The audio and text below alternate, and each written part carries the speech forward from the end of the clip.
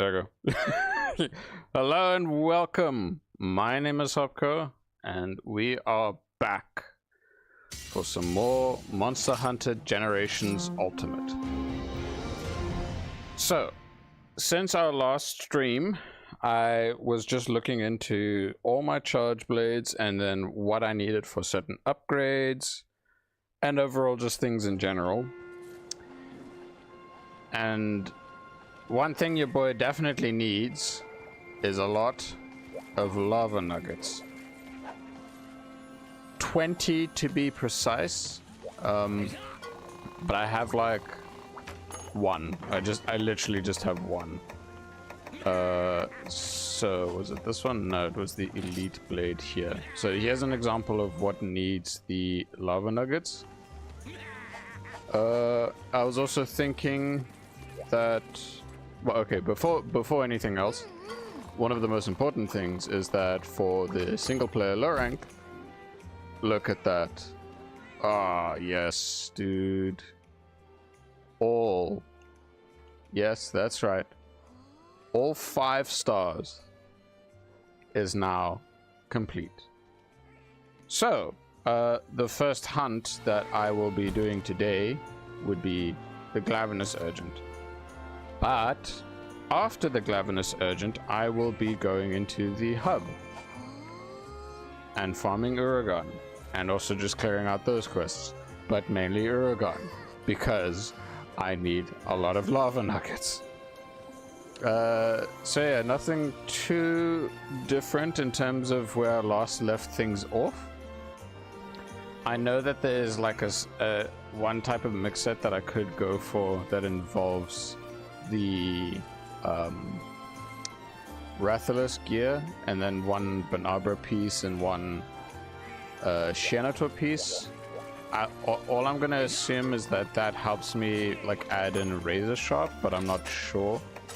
So I just need to see what the Banabra leggings provide, if I can find them.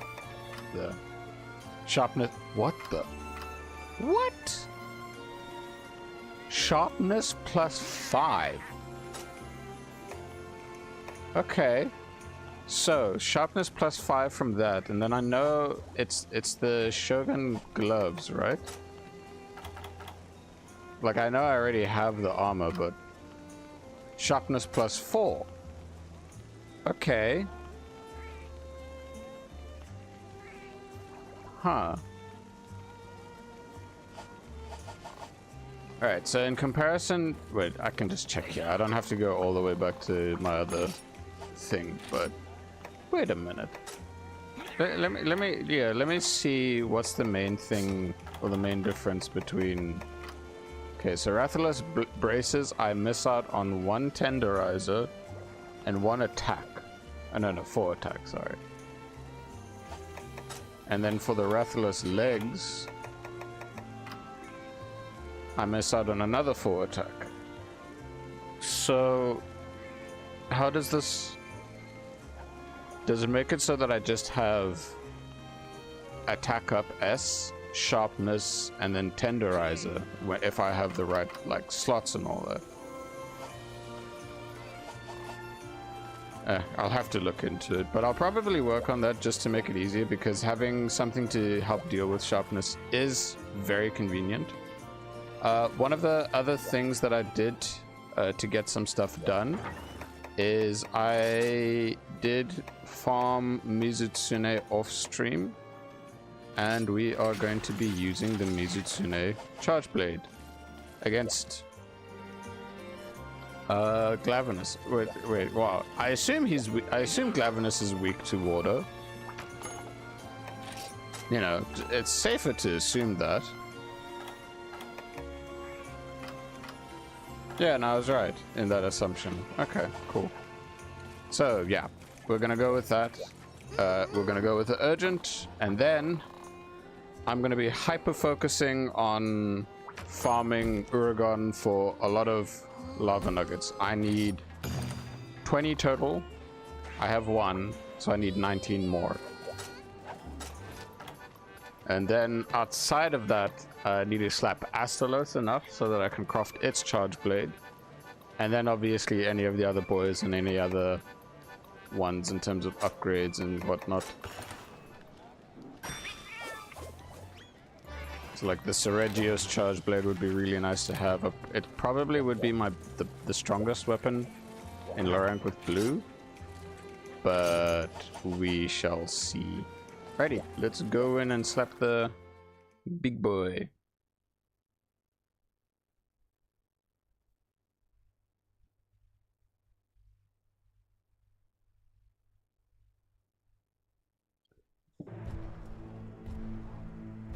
Cool.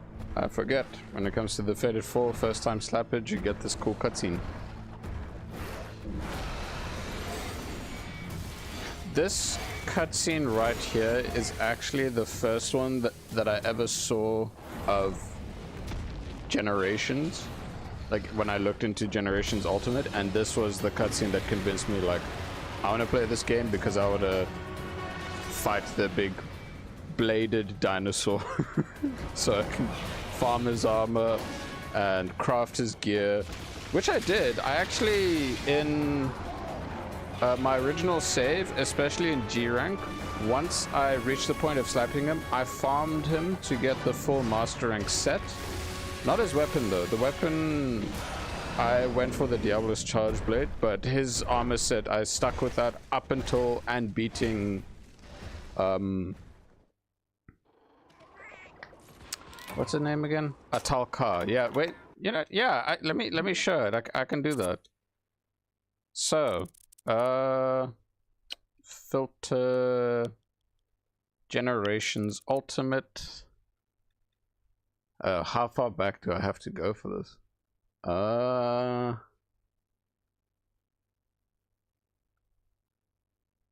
Okay.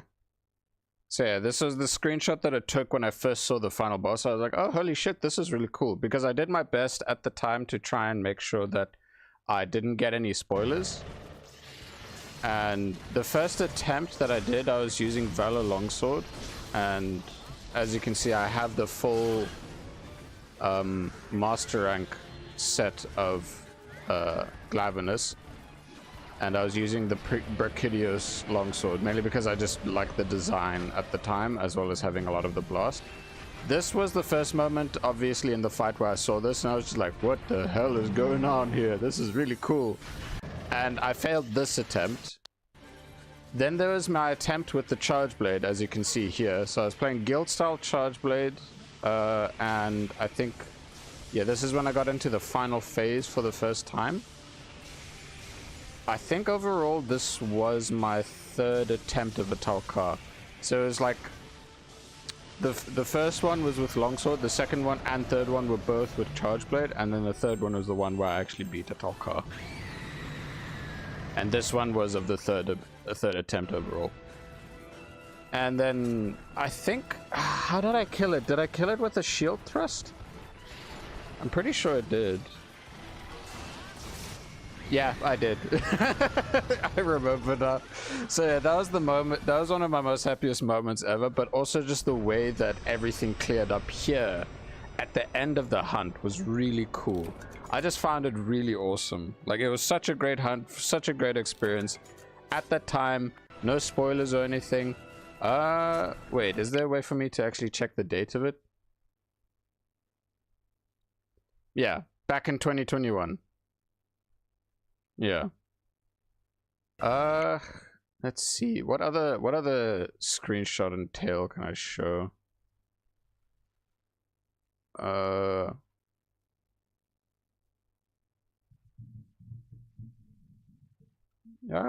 Yeah, that's pretty much where I would be at for now. Yeah, this was the first time that I like fully upgraded the Atalkar chargeblade. Oh, it's such a great design. It was also the first time that I fully upgraded a weapon, so let me get to the point where it shows that actually it'll look like clink animation.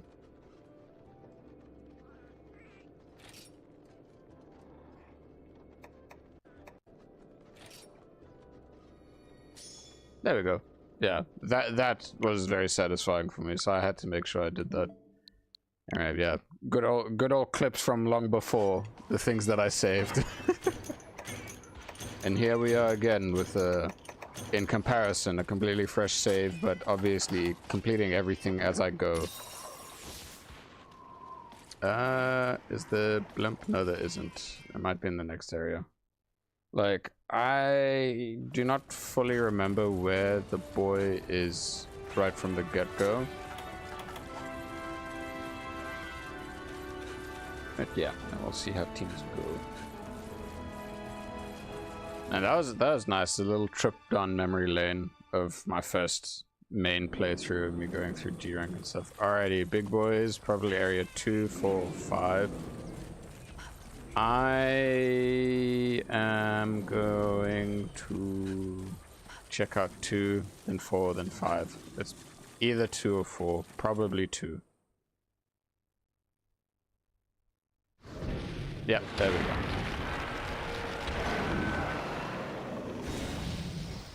Cleverness.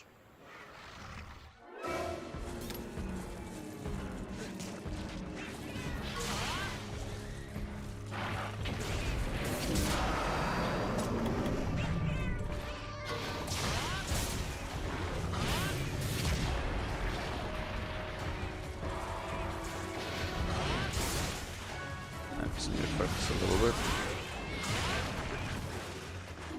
Okay, he's not doing as much damage as I thought he would. But again, that was just like a little chip damage.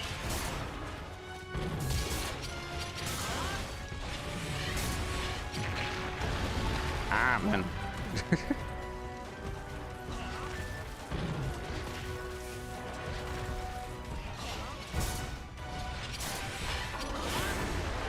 Ah, wait, no.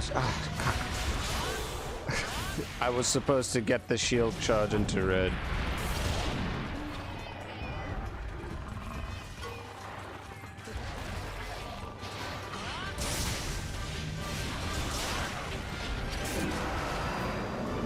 And we're fine.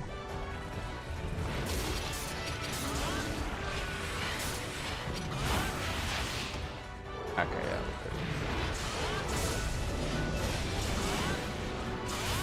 So I do know that I think for the Axelian Chargeblade, which is the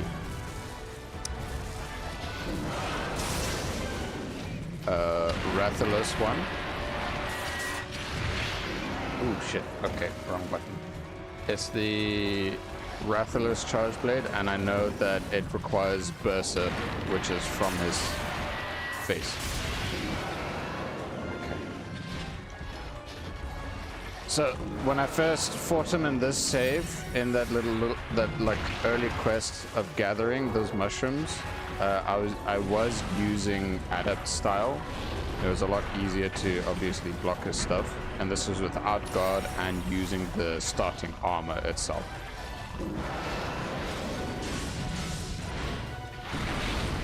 Ah, damn it.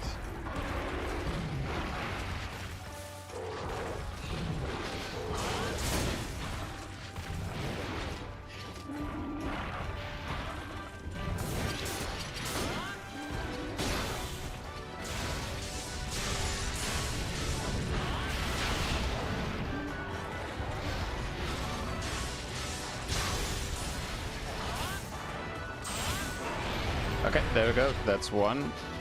Give me a free burster, please. Oh, that's a tier.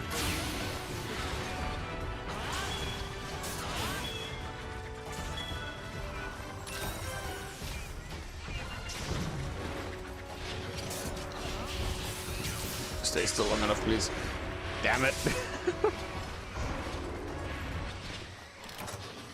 The one major problem about this Chargeblade is that, well, okay, I've grown so used to having a good amount of sharpness and the razor sharp skill, so it feels weird to not have it again. So that one mix set idea where I use the what's it called again? The Banabra legs plus the Shogun Shinoto's gloves. I think it obviously involves a charm, like one with a couple of slots, so it's easy to fit in the rest of the things needed. Because at the moment, the only things I have slotted on is just 3 attack jewels. Ooh. And those attack jewels are helping me get to medium attack up. Okay, now I've timed that a bit poorly. Oh, cool. Thanks, cat. I forgot I gave the cat that.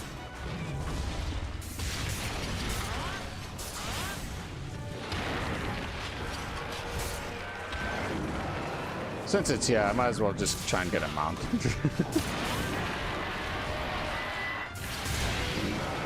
Alright.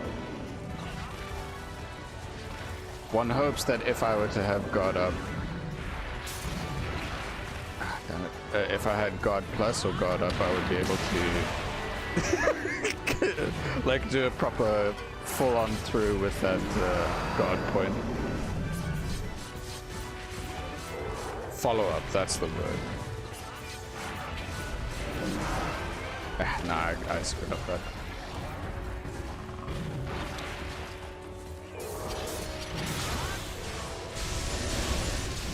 Like, I'm very thankful that this chargeblade has a very decent chunk of raw. Offline, I have been using the Lagia burst a lot, and especially against monsters that are weak to thunder.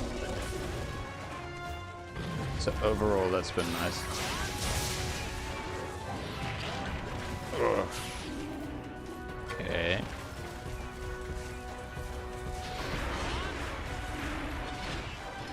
Did he drop a shiny? No, it was just the cat's thing that made me think there was a shiny.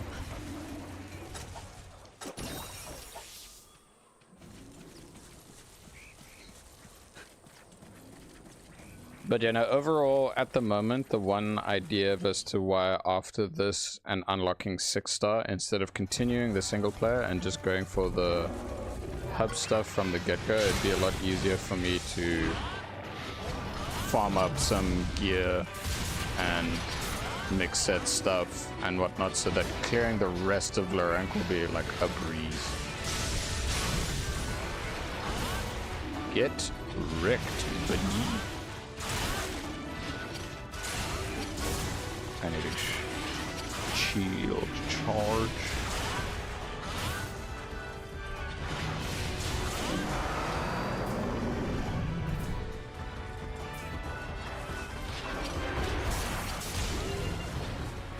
Lol. You got a stagger from that, buddy. Alright, things are coming along nicely. Huh? Oh, okay. He's wanting to chow on some long boys.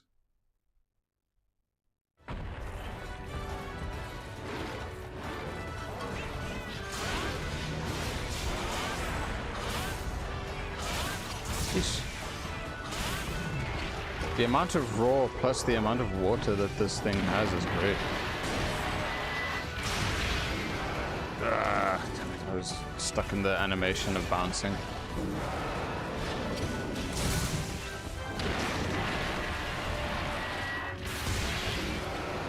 Alright, we're fine.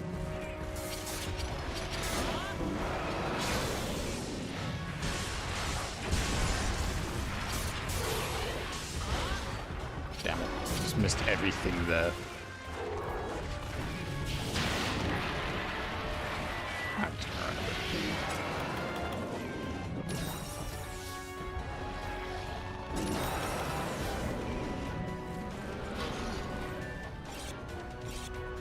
Are the bursts exclusive from slapping his face enough? That's the one thing I'm curious about. There we go. Another thing is at least the burst, well, its face is much easier to... Well, I do enough damage now so it's easier to just slap him and knock him over. So I got a burster.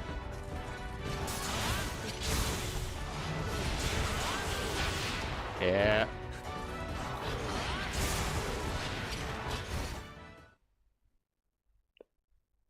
Cool.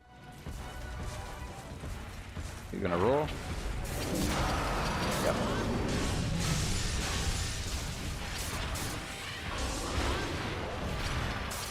Okay, I will not complain about that.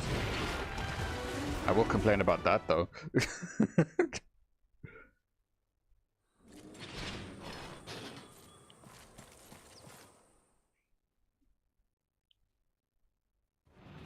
I think overall, like, especially after experiencing this boy in not G rank, in GU, and then seeing him in the one trailer of Iceborne, it got me so hyped up, and I was so happy to be able to fight him again. But then what got me even more excited is when they added the acidic glavenus, the subspecies. Okay, I need to charge my shield.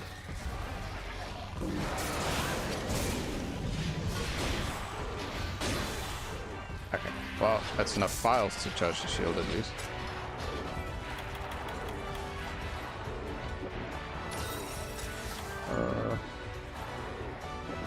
I don't expect it to be sleeping in area 3, but I will definitely be able to do a good amount of damage there.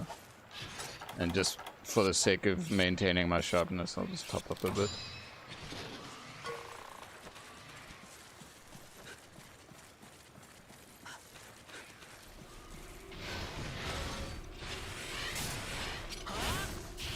Whee! There we go.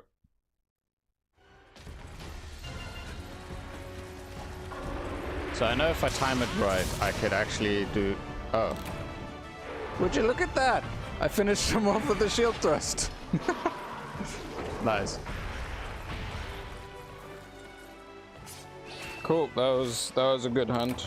Clean, felt great. I always enjoy fighting Glavenus. Hellblade, I only fought him like basically once just to complete the quest. Like the first basic quest. But this time around, obviously, yeah, no. Speaking of, so what's going to be very different about this stream is that this was the only single player thing I was going to do. The rest is going to be hub. And in the last hour of the stream, so like after the 3-hour mark, I'm going to want to farm deviants. Well, slap each deviant once, but if the deviant has a charge blade, we're going to be farming them. Yeah, that's just how it's going to be. Because I like out of the 4 I have access to, I think it's just Dread Queen that has that charge blade. I am missing one Dread Queen part, and then I need the tickets of the higher difficulty version with her. And I assume it's going to limit me to how much I can progress with that, based off of... Oh, okay, I needed 3 bursts. I got 3 bursts. Very cool. Anyway, apologies. Let me continue speaking about the one thing. So the one major... yeah, the one thing I'm just curious about with the deviants is that because I'm still low rank, is it only gonna go up to a certain degree, or do deviants actually allow me to go all the way up, regardless of my rank? Through my own posting, obviously, not dependent on other people's posting.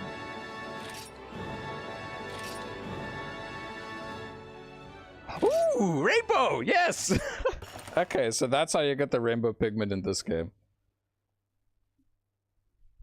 Well, the one main factor is that whenever I'm progressing, I usually just shove the rainbow pigment on my character. Otherwise, if I have the drip that I want, I'd put the rainbow on the cat.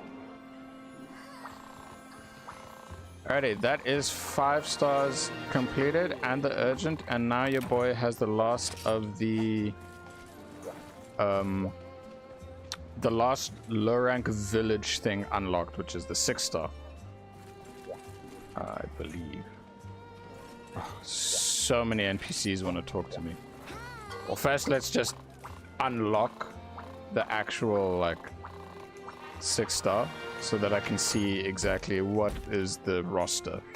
So Gomagala, Zenoga, Glavenus again. Tigrex, Seregios, Brachidios, Double Shogun.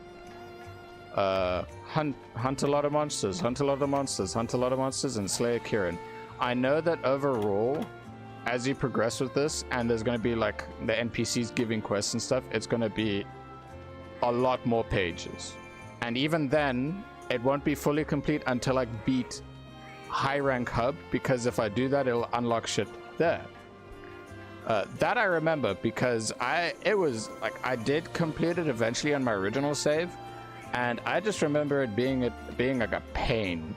It like the advanced quests, those are the ones I mean. So cool that we have this unlocked. I'm just going to, like, I do have the bursts.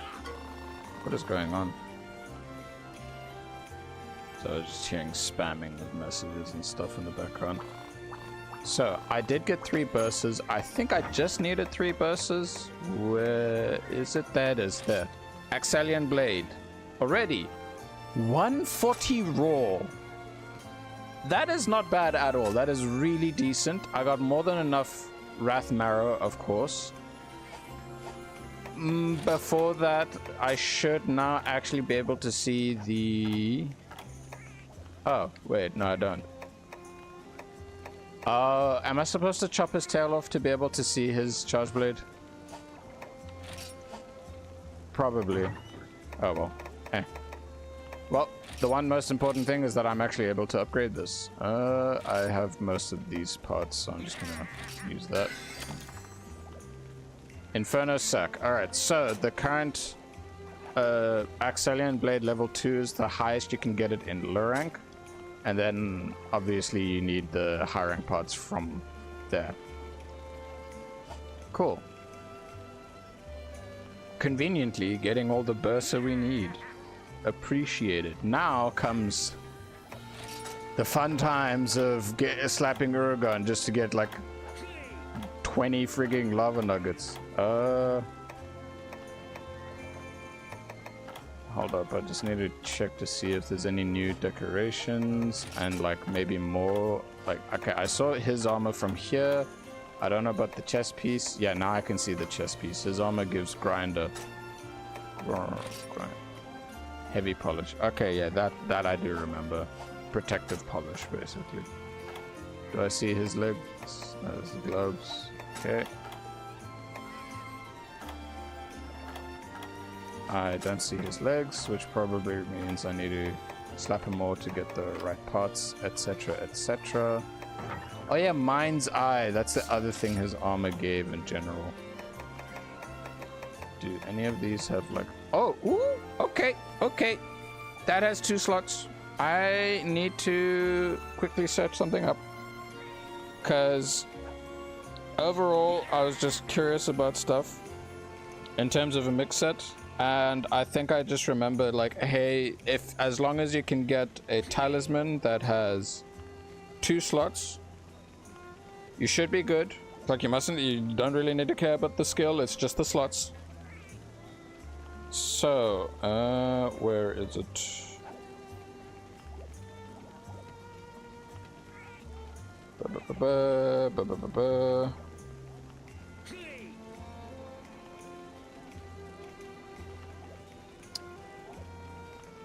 I just want to make sure that I know what I'm seeing. I don't care about that too much.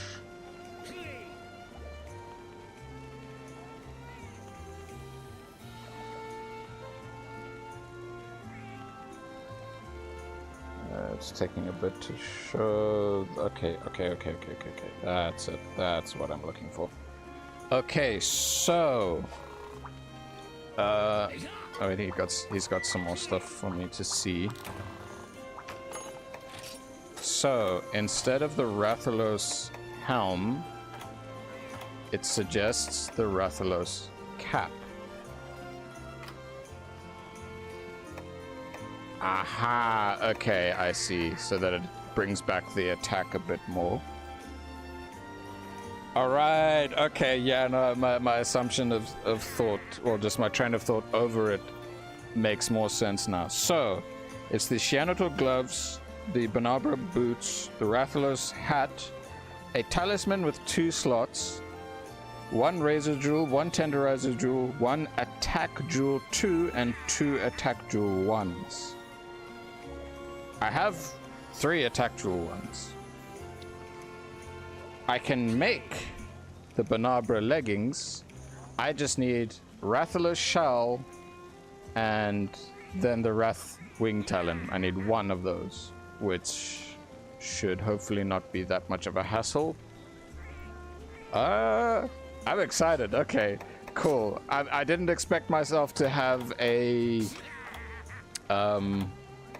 what's it called again? I wasn't expecting to have the parts and the talisman needed, but hey, I got it. So yeah, it's just the Wrath cap that I need. But in terms of decorations, attack 2. Okay, so your boy needs 3 wing talons. Outside of that, everything else is good. I need a razor jewel.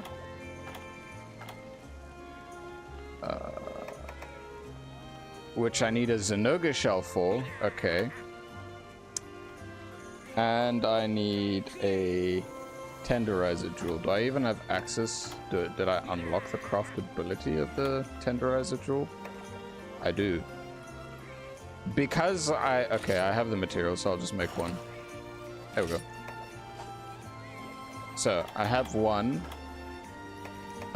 Razor jewel, I need to get a singular Zenoga shell, and then overall for the attack tool, I need 2 wing talons. For the helmet, I need 2 shells and 1 wing talons. I need 3 wing talons total. Okay, and I got the talisman. Sick. Alrighty, so that makes it a lot easier to plan ahead for how the set will go. In terms of all the NPCs, I assume it's just like, oh wow, well done. Now I'm just gonna give you some, you know, some shit for free. Wait a minute. And I'll check out the cat armor at like another time. I don't really care right now. It doesn't pass anything. Please give me energy blade rank 2. Nope. Okay. It's just wait. He's got more stuff to say. Brimstone slash 2. Okay. Isn't that supposed to be the greatsword thing? Pretty sure it is. Oh wait. Do I have access? Do I have access to the what is it called, man? Do I have access to purchasing the power charm and armor charm? Because if I do, I'm gonna take it in a heartbeat. I'm just gonna grab it as soon as possible.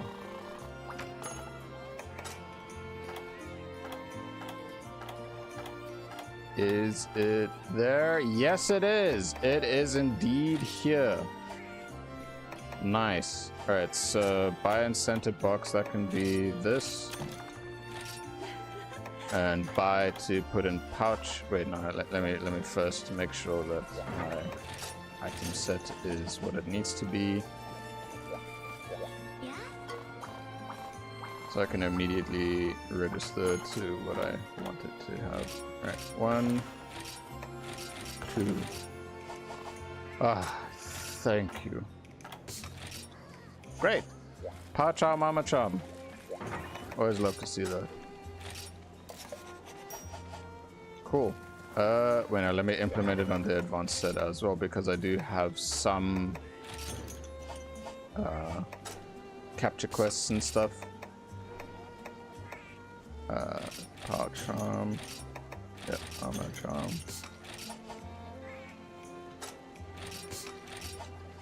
Okay. Register. Yep. And then sort back to classic. Nice, dude. It always makes me happy to get these. So right now, whoa.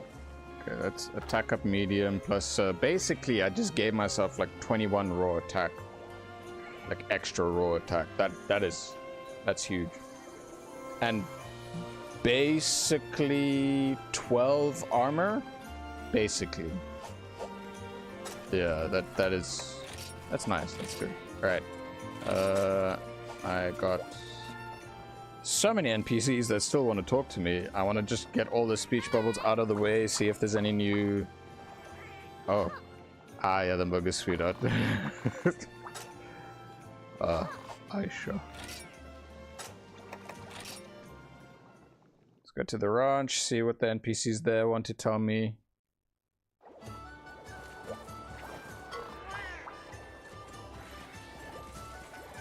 So all of these cats are just doing their thing because I want them to level up passively in the background, so it's easier to overall get stuff. Like their passive skills or active skills. Yeah.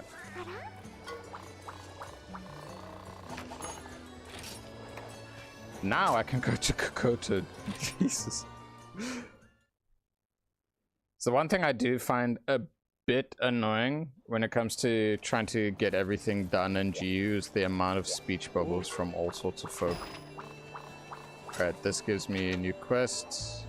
Bogan Codex, don't know.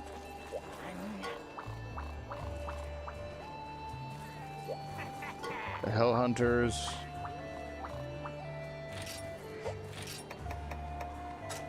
Pookie.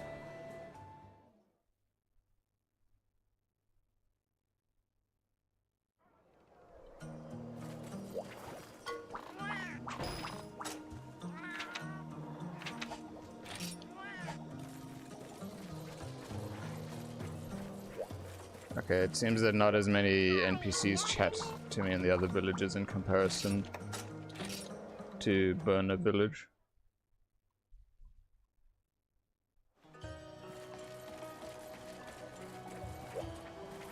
Okay, none of these guys want to talk. Just her? Oh, okay.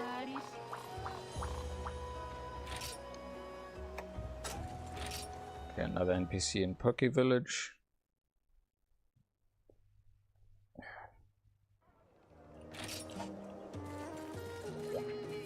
Oh, hey, it's the boys, it's Chacha and Kayamba.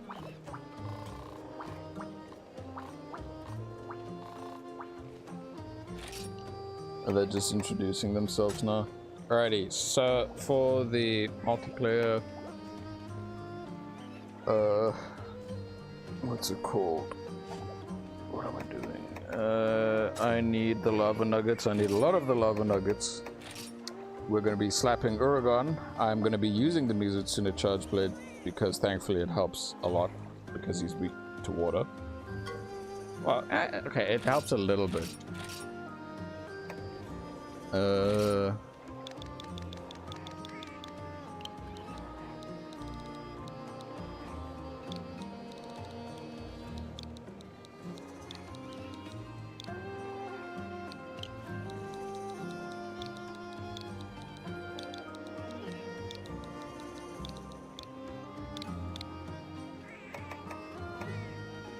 Apply range, passcode, exclude friends,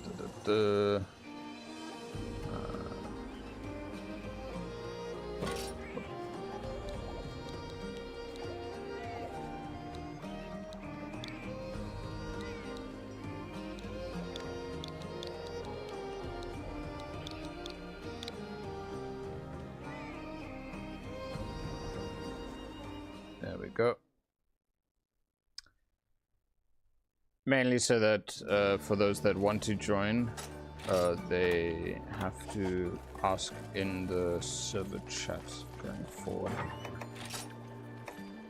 Okay, so lava nuggets overall, I know it's better to carve the Uragon. Let us see. Okay, which quest is the Uragon quest? It is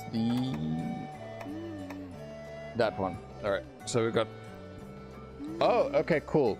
So the one thing I am aware of with Uragon is that when you break its tail, the first layer, that increases a chance of an extra lava nugget, but also just the subquest being severing its tail sounds really good to me. Yeah. It's time to start the whole grind against Uragans.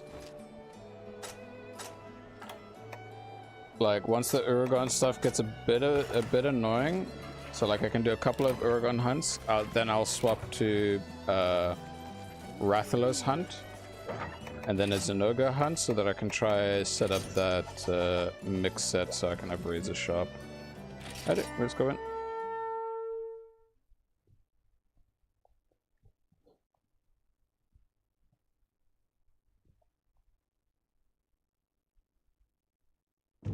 I don't expect to get as many lava nuggets as soon as possible. It would be ideal, it would be beneficial, it would be nice. But that is being hopeful with the desire sensor. And that is never really a good idea. So I possess one. Just one. And I need 19. So if I get like a good chunk from this quest, that'd be amazing. I would upgrade some of the things as soon as I have enough to upgrade, just so that I can see what the next major like pathway or upgrade path or damage and sharpness of those weapons will be. Outside of that, yeah, not sure. Just stockpiling. Like overall, I think the most important one is the Cephalos chargeblade, because I think I remember from the one of the other streams when I was mentioning it to Waffle, he said that the Ceregios chargeblade upgrades from that.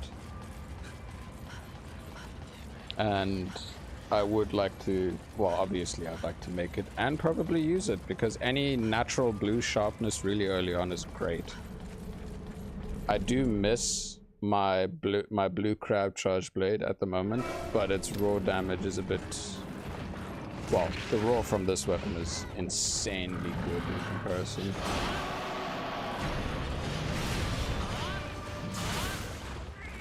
Okay, just gotta focus on his tail for a bit. Oh shit, okay.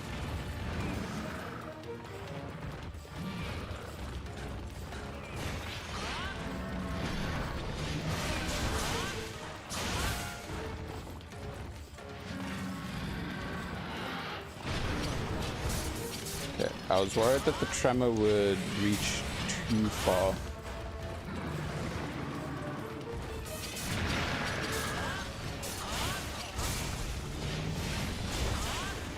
The other thing I do remember is I need like 3 scoots from him. But overall, in terms of all of his parts in general, it'll be pretty easy to just start getting them. Whoop, okay.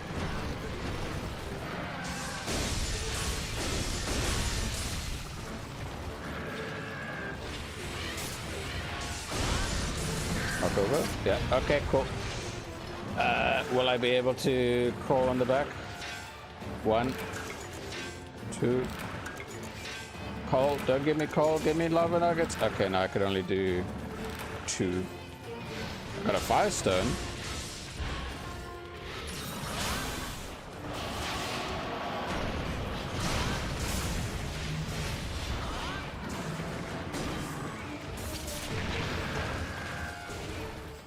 Positioning here is a bit awkward. I need him a bit further out.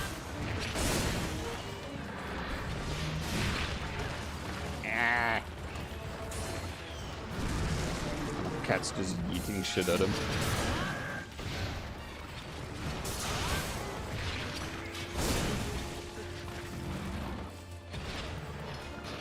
Yeah, just for my own sake, let me just top up a bit.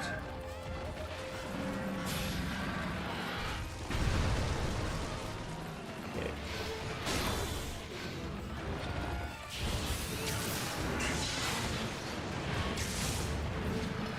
Well, whether it hit him or not, what matters is that it actually pitched in with some damage.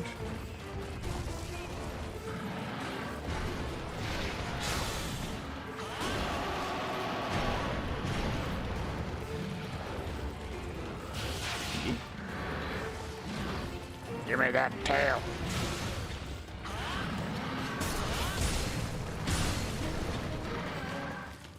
I mean, I don't mind if... Okay. I was about to say, I don't mind if the attacks go into when I'm having my guard points up, because it's just free damage.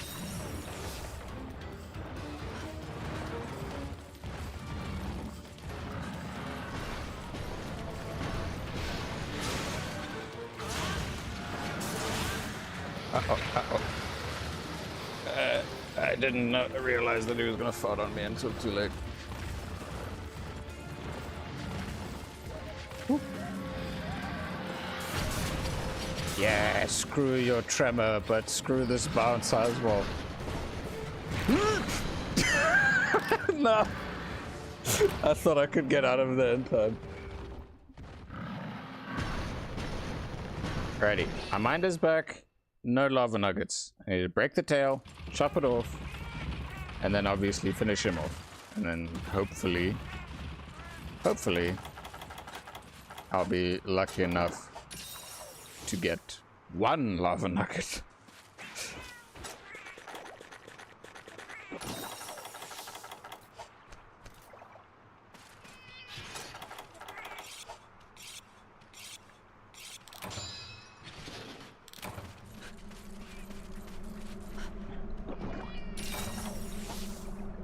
I could use the poison knife, but I don't think it's going to be that much of a priority. Like, it's not that big of a deal to try and poison him, because, like, I want to make sure... it won't hurt to use it, actually.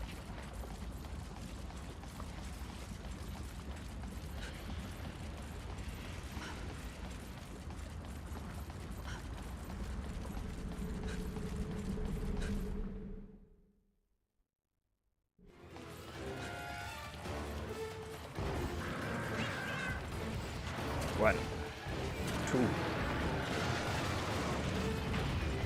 three, slap.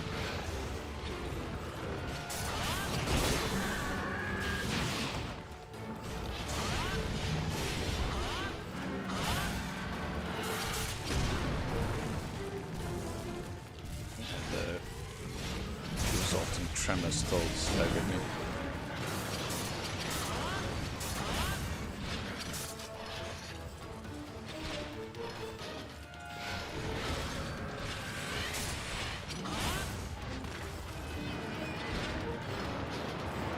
That poison did not last that long on this boy.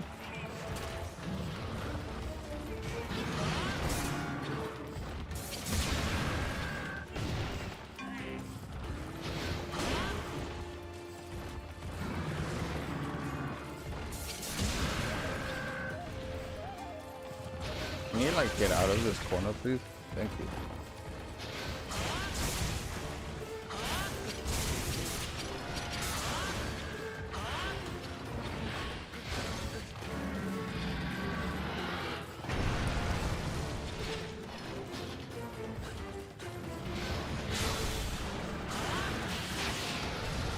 I do not want to get that.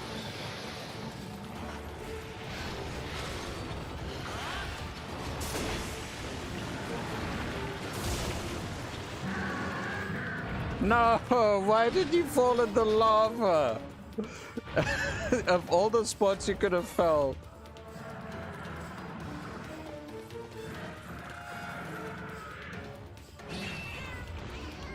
Okay, this is a okay. I was hoping he's like, please don't tell me I broke the game by having him fall in the lava.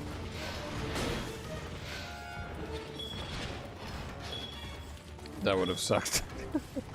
Like, I've had too many bad experiences in Freedom Unite where I chop a monster's tail off and then the tail would literally fly into the pile of lava, and I'm like, shit. Too often, especially when me and my best bud were hunting and farming a cantor, and I would focus on trying to chop his tail as often as possible, and then we just bear witness to the tail flying and then falling into the lava where we couldn't even reach. Big chin crunching on some ores and stuff. There we go. That's a tail layer break. That's what I was mainly wanting. Wait, do I have enough files? Yes, I do. Oh.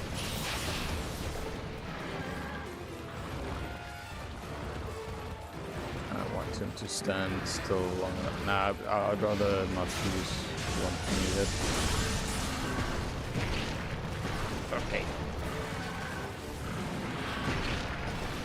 Okay, I am getting literally hammered by him. Damn. I mean, I did say that I was.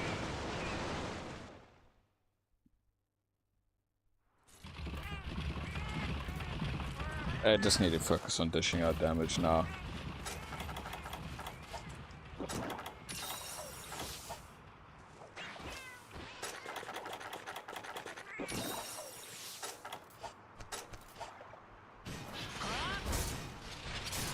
Top up.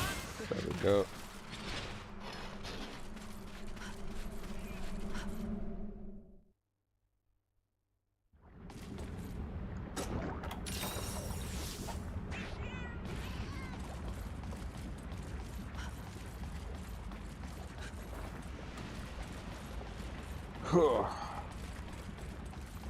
I mean, I do need to remind myself that because I'm doing the hub stuff, the monsters are scaled up for 4-player.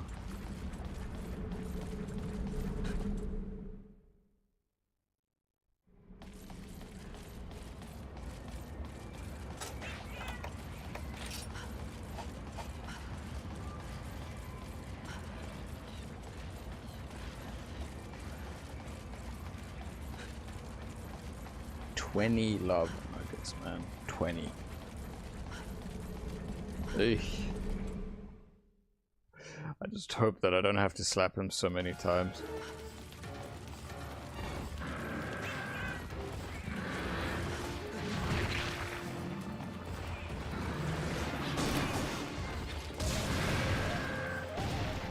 And my sharpness, man.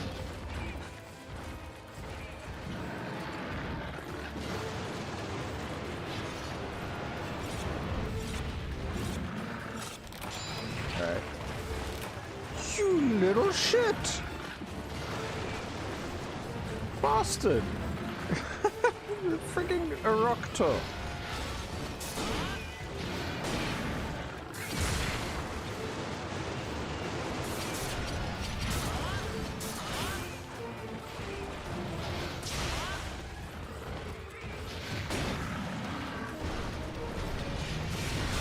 I might swap back to my crab charge blade. Just I whiffed that hardcore. That was not cool.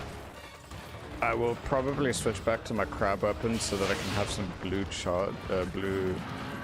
what's it called, blue sharpness overall, just to make life a bit easier when trying to slap his face and whatnot. I think blue sharpness makes it so that I can hit it without bouncing.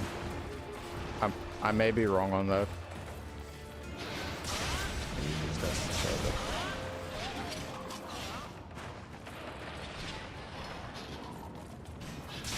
Yeah, you too.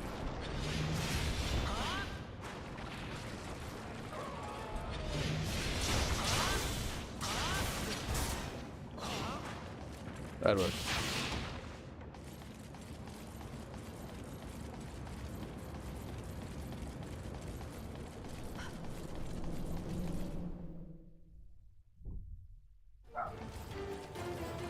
Don't mind the dog if you hear him.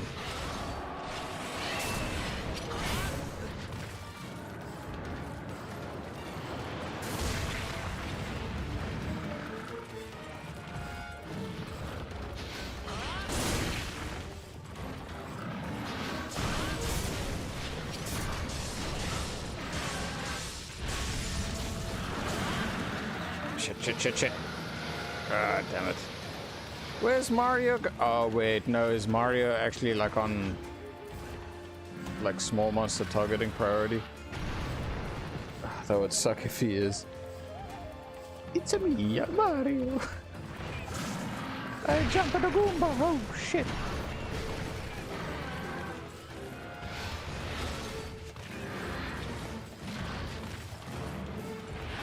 On.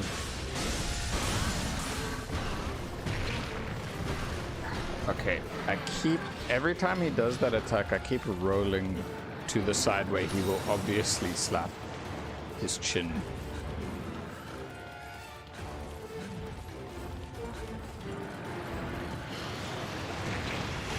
Okay, no, I thought I could. Okay. That attack that I'm thinking of, or the right input, requires me to press all those buttons at the same time instead of holding one of them down. Yes, get screwed. Oh, I just go crazy on this board as much as possible now.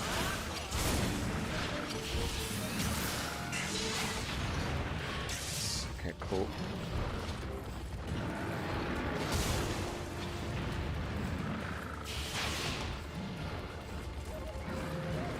He hits way too hard, so I just gotta top up.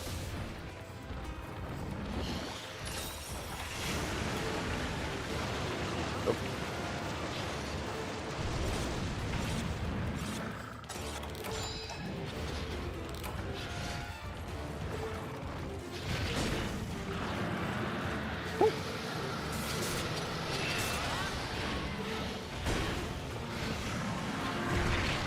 The only time those attacks will still go through is if I have files.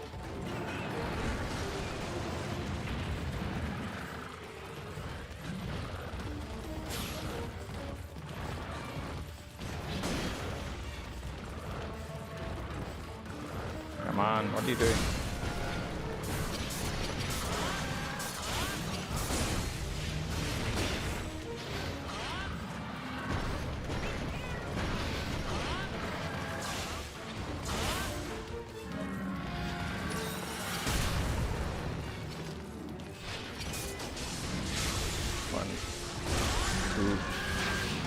That is chin broken? Yeah, it is. It's chin broken.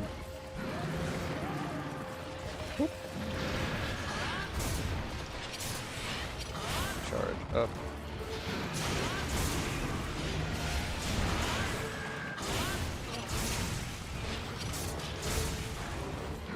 Oop, that's too dangerous to stick too close to.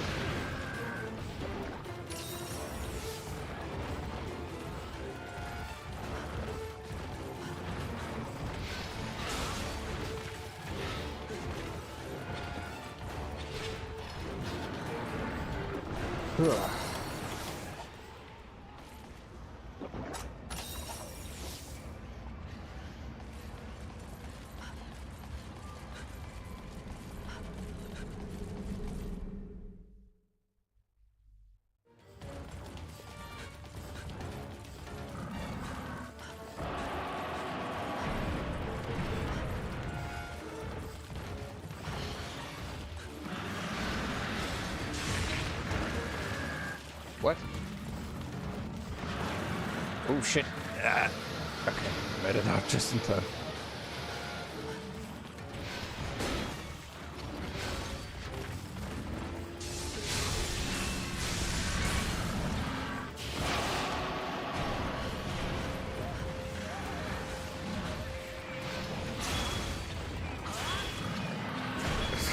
Thanks, cat.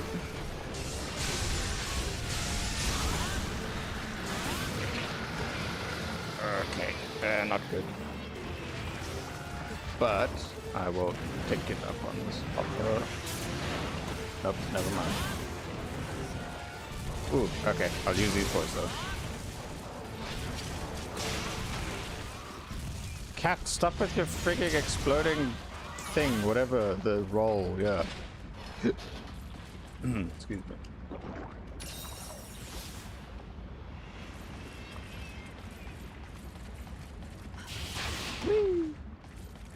Alright, overall, at least when it comes to Urgot, it's fairly easy to remember his pathing and where he goes.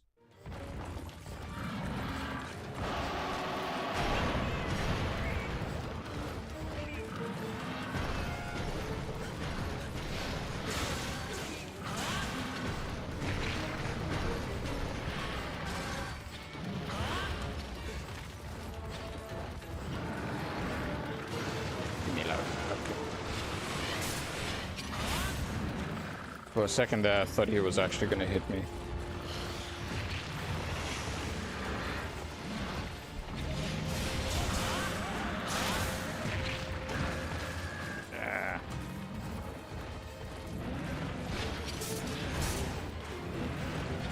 Oh, I'm going to definitely use the energy blade on his tail.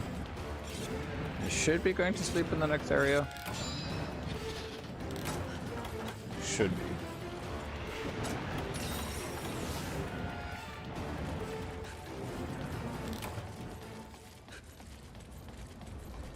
I'm not gonna worry about the cool drinks too much right now. Let's just wait a little bit so that he can go to sleep.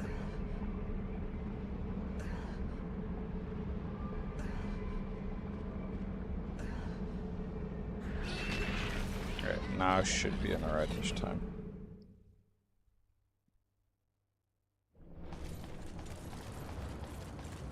Never mind. I thought he was going to be asleep by now.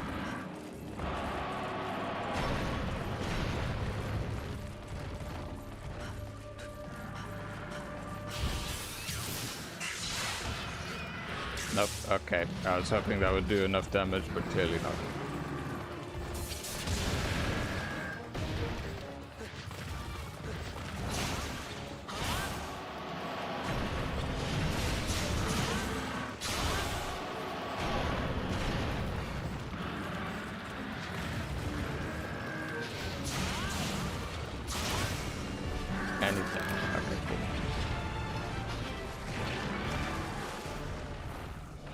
First hunt of Urgon of the day.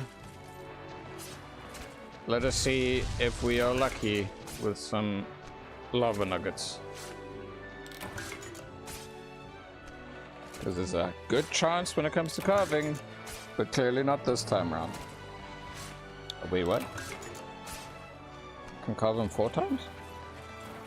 Oh, okay. A detail I may have forgotten.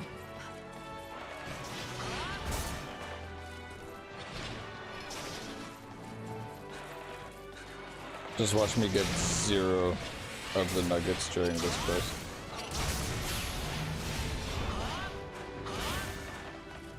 Woo!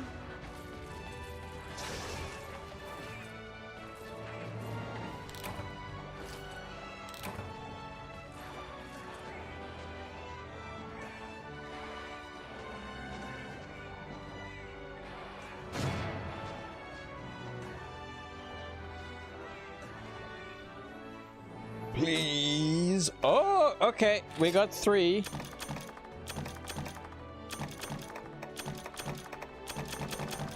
That is huge. Already having... Wait, what? Oh, 2. Oh, did I get stacks of 2? Like multiple stacks of 2.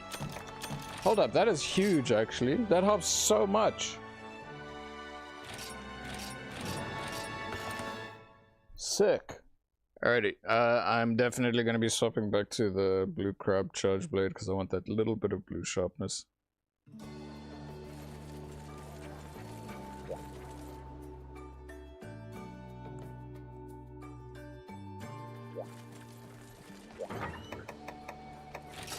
Manage, where is the guardian blade? There it is.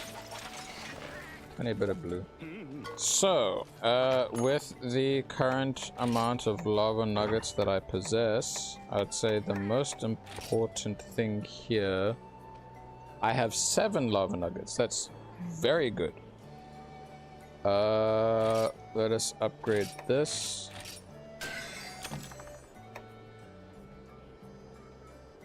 Okay, yeah, I see why the Ceregios charge blade is a very solid option.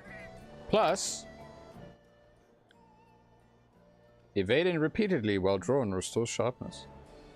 So that helps a lot. Okay, so I definitely want to have that charge blade. What else can I upgrade with the lava nuggets? Okay, there's this boy. Cool. What else? Snowball requires pure crystal. Obviously that one is just at that point that it needs to be. So this one I need Gammoth parts. T-Gregs. Poison blade is at the point that it needs to be. Hold up, I'm hearing a lot of barking.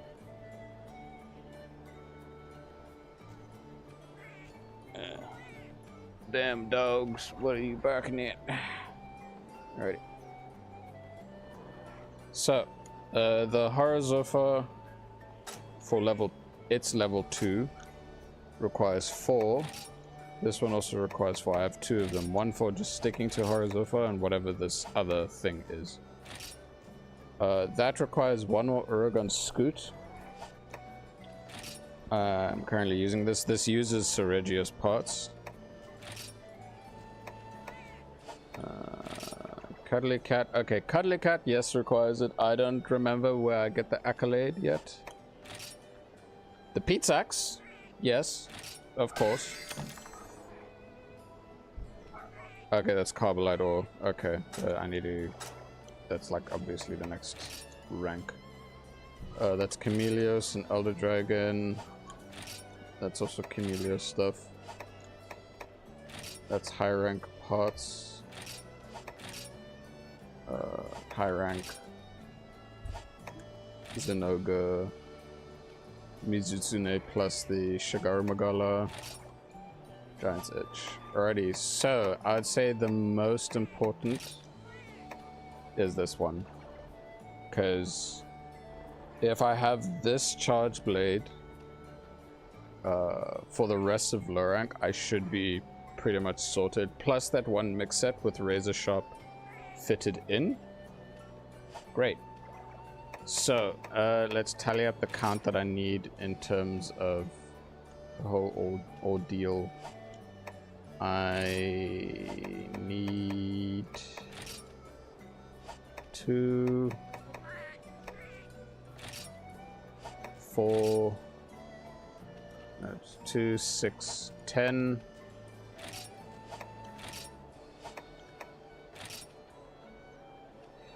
13. Yeah, I think I just need 13 now. Okay. Well, I wasn't expecting to get that many lava nuggets just from one quest.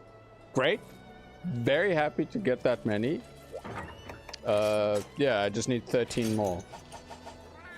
This time around, I'm obviously gonna go with the blue crab charge blade, so I can at least have a little blue sharpness in hopes to not bounce off of his tail.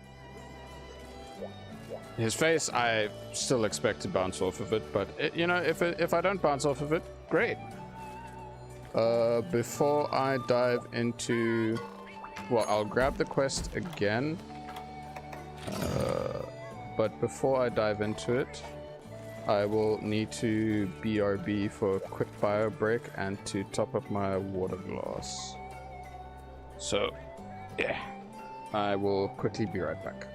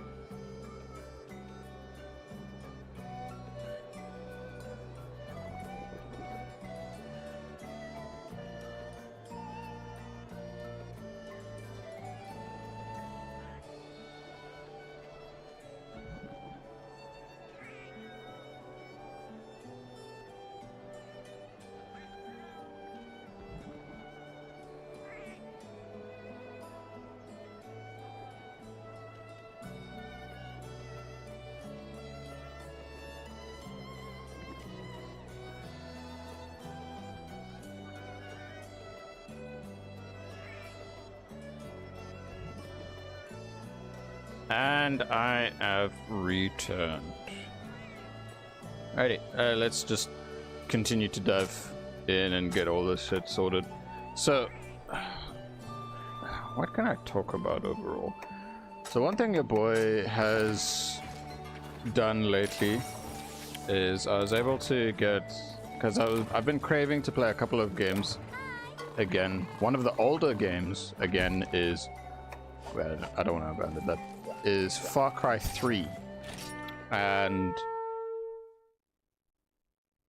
oh god, there was a lot of issues of trying to get it to work, but I did get it to work, and I played a fair bit, I think last night or the night before. But then there was also a tiny bit today. It randomly crashed though. Yo Waffle, what up man? Just gonna chill, not join the hunts today. Sleep wasn't restful. Well, no worries man, just enjoy the vibe of chilling and whatnot. Enjoy the being chilling.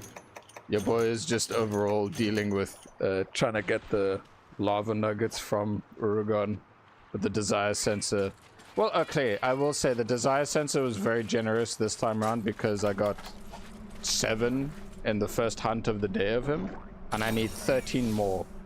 So, yeah, I'm also going to be working on a mix set because I actually have a charm with 2 slots. So, yeah, overall good. Anyway, back onto the topic of me jamming some Far Cry 3. Nowadays, when I play a lot of the older games, I'm like, I should play on the much harder difficulty to prove to myself. But it's just like, do I really want to challenge myself to an older game, or just play it at normal difficulty, or like the one a bit higher than that, just so that I can, you know, enjoy playing the game again? Okay, out of all of the games, the one where I probably still would like enjoy playing the much harder difficulty is Fallout 4 in survival mode. But some of the things in survival mode, because of how many hours I have pumped into that, I'm just like, I should just play like a normal save and whatnot, not survival mode active. But anyway, so I've been kind of debating on whether I should just like lower the difficulty even more in Far Cry and like kind of decide how the hell am I gonna like enjoy playing it. Where is Urugon? Okay, I'm silly. He literally just went into the area that I went from. Anyway, so yeah, right there. Bugger. I didn't play too much today, but randomly from playing it just crashed on me. I don't know how. I didn't do anything that different. It just crashed, and it's like, this Urugon seems a tiny bit smaller than the previous one, but it could just be, I don't know. Let me just start slappage.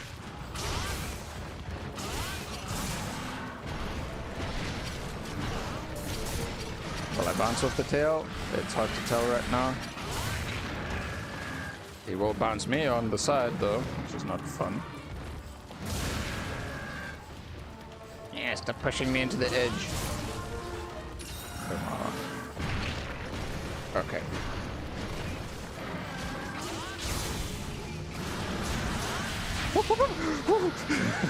I do not want to deal with the bloody sleep. Okay, at least with the blue crab charge blade, I don't have to worry about sharpness. Anyway,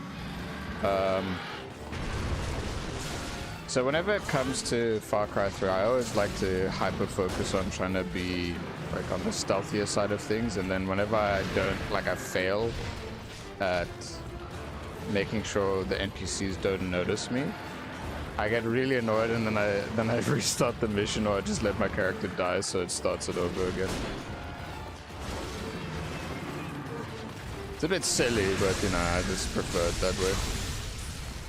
Games are, like Fallout 4, okay, you know, for Fallout 4 and I guess for Skyrim, it's so easy to lock into like a stealth type of build. But okay, no, the last time I did play Fallout 4, I was going like guns blazing and power armor type stuff, which was, you know, fun as always, being a big mech suit type thing. Boom. Thought you could get me, boy, but I am the one who gets you, and I whiff. Okay, cool. It's like a dial on a clock at that point.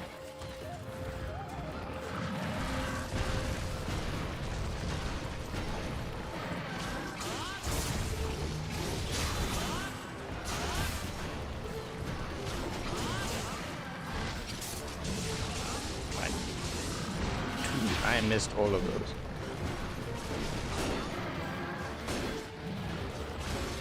Another thing is that other games, especially during that time when they came out, like alongside Far Cry 3, another game that comes like that I think of is like Borderlands 2.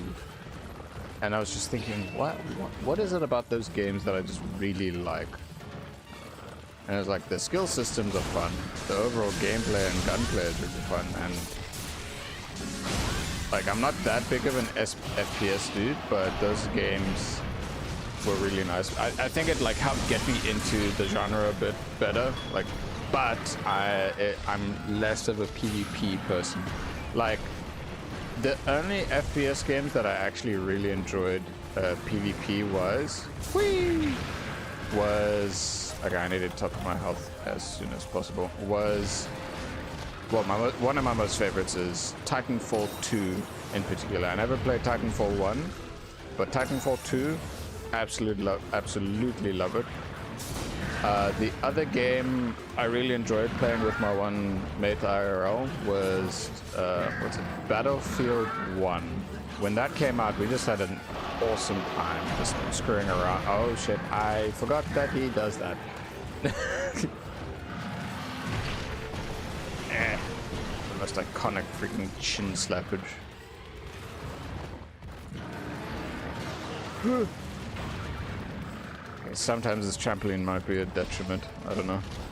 Well, not really. It does help to an extent. And I take my words back.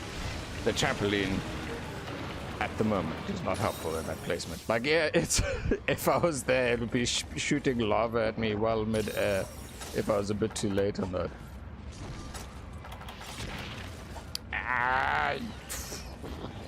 You stupid creature. Bloody ear prey.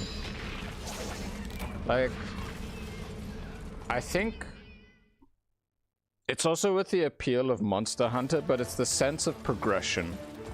Like, because in Far Cry, you start off with a very limited inventory for a lot of things, but then you hunt animals, gain like harvest their skins and stuff, and then you use that to craft like bigger pouches, so you can have more of this, more of that, and it always felt really good whenever you achieve that.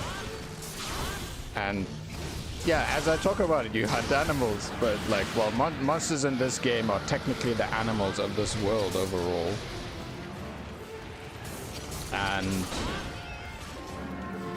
the other main thing about it was just how the stealth system felt. The stealth system, the whole like open world, like the towers, and then the outpost where the pirates were. If I really think about it, like Breath of the Wild, when it came to it doing the whole towers thing and open and map unlocking, I was just like, hold up, did they borrow this idea from Far Cry 3? But then again, it's like, was Far Cry 3 the first to do this or what? It opens a lot of questions for me overall.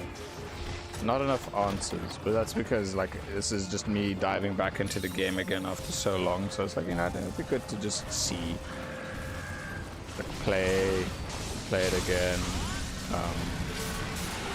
Oh shit. Let's do this. Play through the game again. Look up some videos, enjoy some of the content and stuff, because I'm pretty sure there's always going to be a little bit of something every now and then, like new things. And I always enjoyed that. I mean, like, okay, this game right now, as an example, or any of the older Monster Hunters before World, also gives that vibe. Like, it's always nice to see well-made content or new content overall for it. Especially because it's just like reliving memories, creating new memories, even with something that's like, you know, like I think this is just a bit over half a decade old. This game, yeah, no, it's definitely more than half a decade. Don't know exactly because I can't really remember some of the years of certain game releases. I don't know why I'm just blindly. I'm just blindly like darting my way towards him without realizing that it's like, oh yeah, no, he's just slapping his chin down. He'll kill you.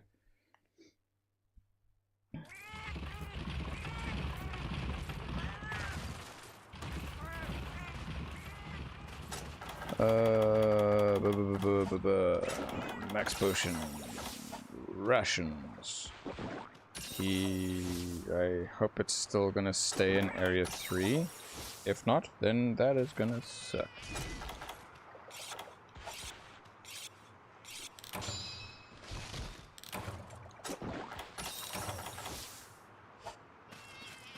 I also must not forget that I didn't mine its back in this run so far, so as soon as it yeets itself onto the ground, I need to make sure to start chipping away at it in hopes for some free lava nuggets.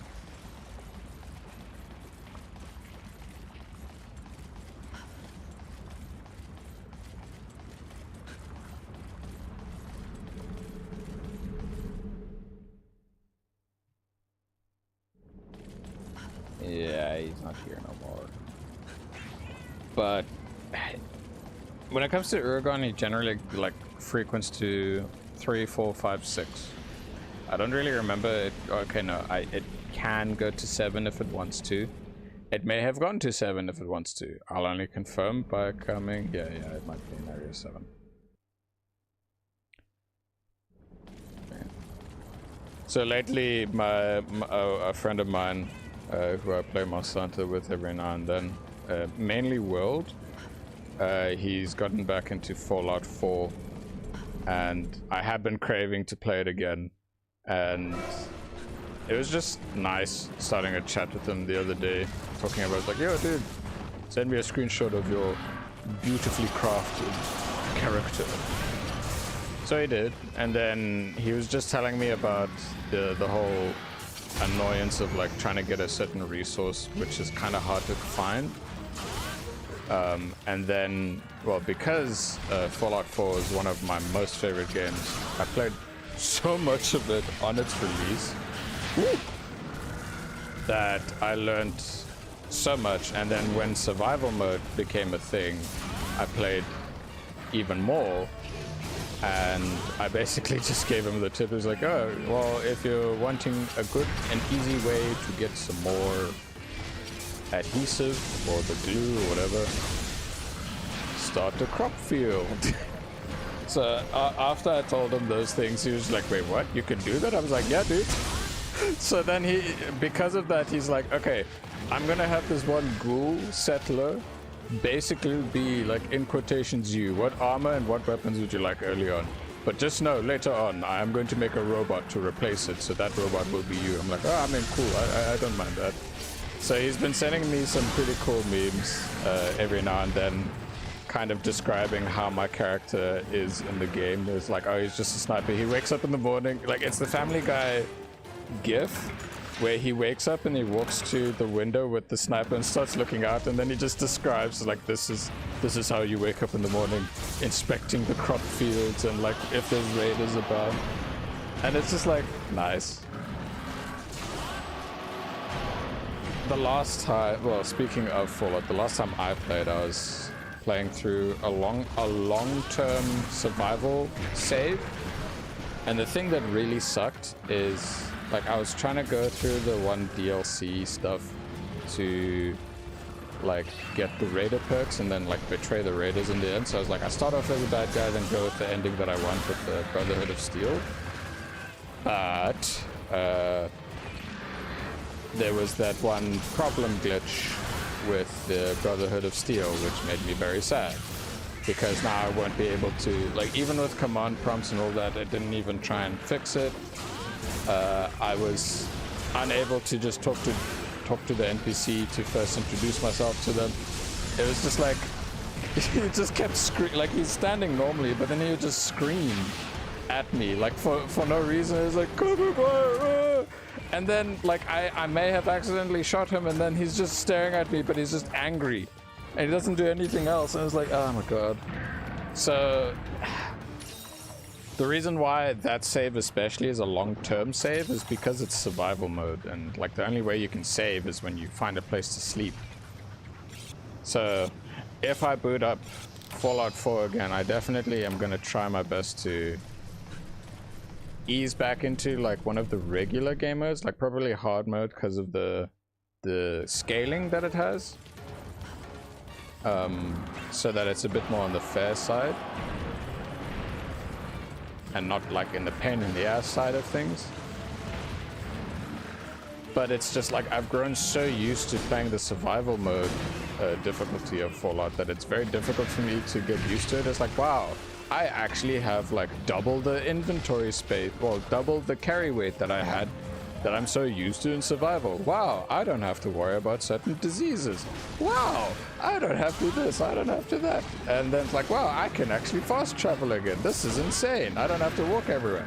But I still like to walk a lot and like not fast travel as often, because there's always something new I may have like missed out on and whatnot. It's the same with Skyrim, honestly. Like there's a lot of things about that. Like obviously I wouldn't play Skyrim in survival mode because, well, the survival mode that it has, I kind of think it's kind of like meh. Like Skyrim initially was not made for survival mode. It was more just like a creation club thing or whatever it was called. Whereas Fallout had the intention later on to add this survival mode, and you know, the way that they had it set up and balanced out, great. Like yeah, I could get mods for Skyrim to like balance out the scaling and other things a bit more, but the thing is that for Fallout 4's survival scaling, like the damage that you deal is reduced to a degree, but there's like certain types of scalings depending on certain enemies to make it seem a bit more realistic. Whereas the survival mode in Skyrim, it just purely like adds the whole thing of like, oh, you gotta worry about temperatures and more diseases and hunger. Whereas like for Fallout 4, it applies and changes the scaling specifically, and it gives you warnings like, are you sure you want to? Because if you swap to this, then you know it's best to stick to it. And then they make it so that if you swap back to the regular gameplay from a survival save, they're like, you won't be able to go back into it unless you use console commands. Because like that's the only time I bother using console commands, was just purely to see if I could try and fix that one bug with the battle, well, the glitch or bug or whatever it was with the Brotherhood of Steel, like the whole intro thing. And I was just sad about it. I was like, man, you're screwed. I'm just gonna, you know, uninstall for now. And this was like many months ago. Yeah, still love that game though. I always get the craving every now and then.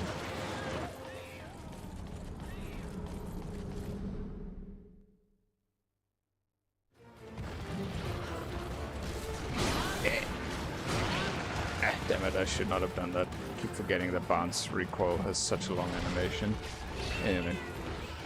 So yeah, aside from me craving Fallout 4 and Far Cry 3 and whatnot, there's been another game I've been craving to play more, but it's not an old game. It is a more recent game, and it's an indie game.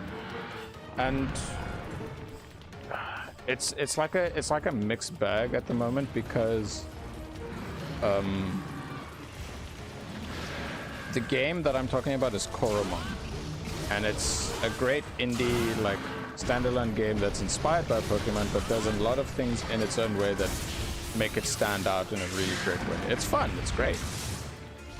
But when it comes to things, there is this like Pokemon ROM hack called like Emerald Sea Glass that I really wanted to try out, and so far that's been really nice.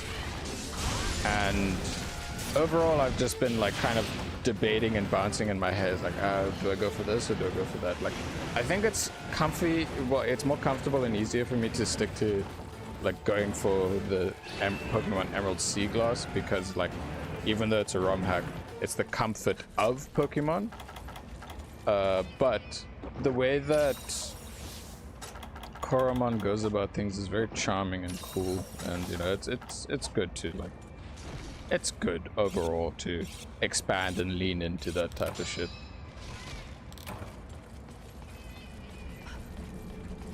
Because hey, their game by default gives you a lot of customization options in terms of difficulty and how you want to set it and all that. Which, you know, is always preferable. And like this ROM hack of Pokemon, well, yeah, the ROM hack adds that in for you. And you get the options at the start. It's like, wow. And it's like, wow, I wonder when the actual Pokemon game's gonna fully add in, like, or implement that. I know that they tried to with... I don't know which game. I think it was the Pokemon Black and White, or Black and White 2. It was like some... They tried to implement it, but it's like you have to finish the game, but then also get, like, a specific key. And, like... Oh, if you have this version of the game, you have a key that unlocks easy mode, and then in the other version of the game, you get hard mode. It's just like, that is like one of the dumbest ways to implement that shit. It's like, why have these difficulties unlocked only at like the end, and have one game have the easy mode, and the other game have the hard mode? Like, it makes zero sense to me. But I don't know, it's just like some weird things that they're going to now.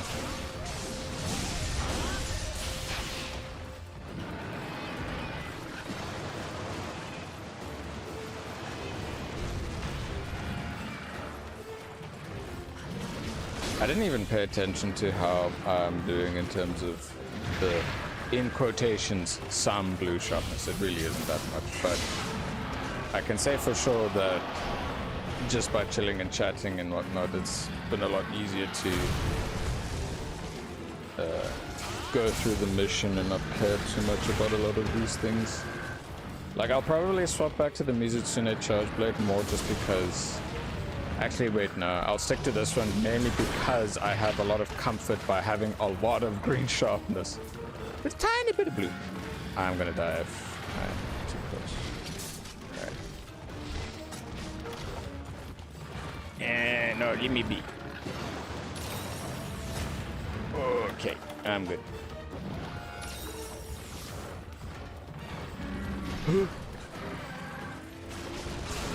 So,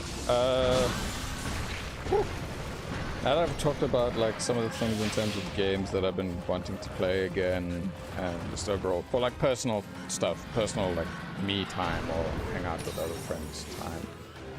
For streaming, and well, not just streaming, but also like video stuff overall, I have been slacking a bit in terms of the current, like what I started off with in terms of my channel with that Monster Hunter World save. So I personally feel that what I should do is come up with an idea to at least, you know, make things a bit interesting with it, and kind of like have the next video which involves it, which will show me like beating high rank, excuse me, so like show me, you know, killing Xeno'jiiva and such, to basically say like, hey, this character's now beaten base world. I'll make it like, hey, a video just generally talking about like how things have been overall, what I'm thinking of, and the fact that I have been streaming. And because I've been streaming for, I'd say roughly a month now, I think, I don't know, I haven't been keeping track of it too much. I just think about like what to do next more than anything. But it would be good to do that overall because I don't want to get my editing skills rusty. I don't even know how many nuggets I got. So, okay, I got 4 nuggets from this. So I need 9 more nuggets. And then I'll have all of the lava nuggets that I need for now. Cool. Okay. Back to what I was saying. So what I'm thinking of is maybe implementing for that character that I was using in my Monster Hunter World recordings. I'll be like, he's at the point of Iceborne. So I'm like, okay, what can I do with Iceborne? I wanted to like spice things up a bit, and I'm like, you know what, I could try something about like trying to make him all about being as tanky as possible and self-sustaining on top of that too. So like health regen and all these other things on top of it. If I remember correctly, I just need to start getting these things. It's not like I have the resources, the other resources to craft, so I just know that I need 9. Anyway, back to the main thing I was saying. So as an example, like, oh hey, early on, like I was thinking maybe like a save from scratch just to see what's doable, and it's like, okay, what way is there for me to try and not use any consumables? That's the other thing in terms of this whole idea, is not using any consumables at all and being able to tank basically most hits. And like one of like the end goal ideas is like, oh hey, I could in world I can push to go up against Fatalis and see how much I can nerf down Fatalis's attacks, like massively, just with my own the defense and the skills that help lower any of the elemental resist, like gives like elemental resistance and all that stuff. Obviously, the one thing I don't want to use is Divine Blessing, because that can just cheese things at times, especially if you have like the other Divine Blessing stuff. Yes, my boy. Hello. Welcome back. Wait, where have you been, man? Have you just been busy with work and such?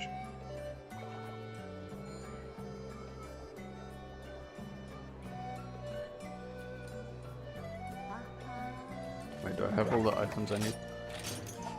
Yeah, I do. Okay. Not yet. So I've been cooking up on the idea of like how to go about these changes and stuff. So like as an example, like if I were to start off from scratch, what weapons give me the ability to heal and not use consumables? And there's like 2 things that come to mind. There is the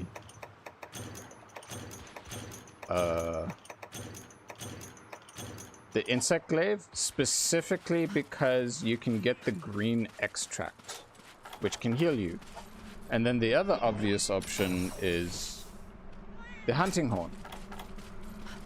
I was like, okay, yeah, those 2 could work. But it's not like, oh, you have to lock yourself to choosing one or the other. It's like, no, I'll just use whatever's available that can provide me the self-sustain. So like, for example, when you go later on in high rank itself, and you unlock Lunastra, if you craft the Lunastra Nergigante weapon, hey, that is a weapon with the Nergigante set bonus, which is after a certain amount of hits, you heal yourself. Ooh. So that can be paired with whatever weapon works out well for that. And then there's the other obvious option of like, oh hey, I could use the Valhazak set, which gives that like health regen past the other thing. Also, I was looking into it at the time. I didn't realize that recovery speed actually doesn't do much when it comes to that. Recovery up works on it. So I was like, huh, okay. My boy, I apologize that you missed out on it. It was a bit awkward because it isn't in the usual like streaming time that I go for, but that was just more of an experiment day. But going forward, if I am to play a different game, it is going to replace one of the slots of Monday, Wednesday, or Friday going forward. It's also why that stream on that day was like so short, is because I was just testing testing a whole bunch of stuff out because it's streaming stuff directly from a computer instead of using the Elgato.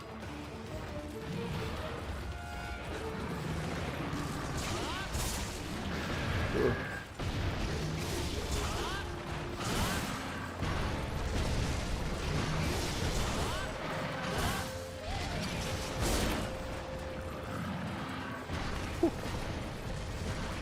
Yeah, another thing, back to the topic of like the challenge thing that I'm thinking of, like, ooh, self-sustain with these things. One other thing that comes to mind is like, okay, you get to the point eventually where you can augment so that all weapons, regardless, can heal back, like help heal you back. I also thought, like, maybe I could implement it into Rise, but I was thinking, nah, personally I feel it's a bit too soon to return to Rise content. I think a return to Rise thing should naturally happen for the waiting room of the expansion for Wilds. So like after Wilds comes out and everyone's been having a blast with it, and then people are now just at when people get to the point of waiting for the expansion, the ultimate expansion or master rank expansion for WoW. That to me is a good time for content to be like, oh hey, let's do return to Rise type thing, and whatnot. Like at the moment, to me, I feel personally the Wilds waiting room should be GU, because the return to World's already done like a lot. It's not bad, there's a lot of great content, but I think like GU definitely deserves some you know, some good old attention and such. But anyway, like, yeah, on that whole thing, the first thing about self-sustain and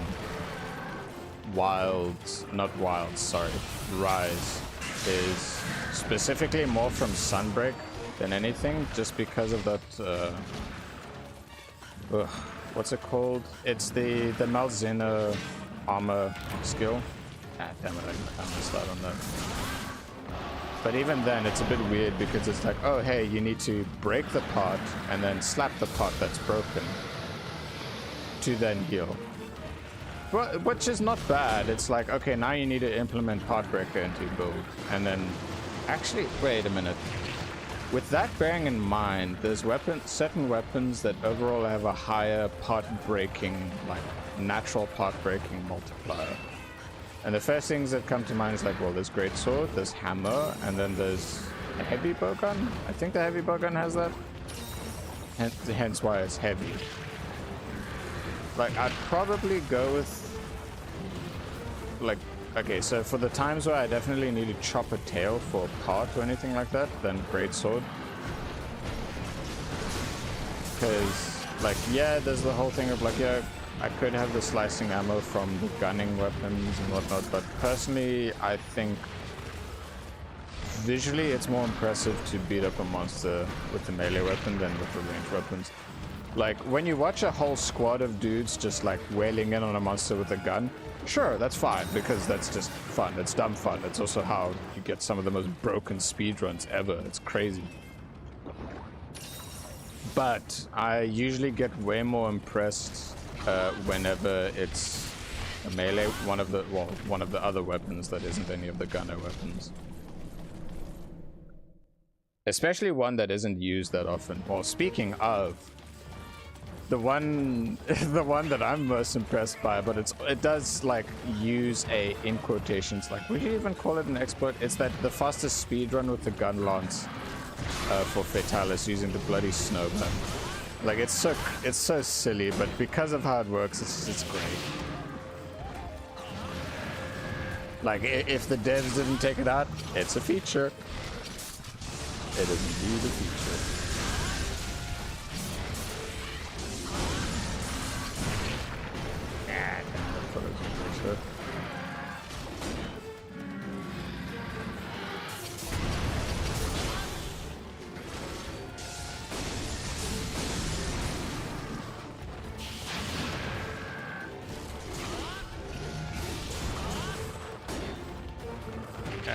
Bouncing, man.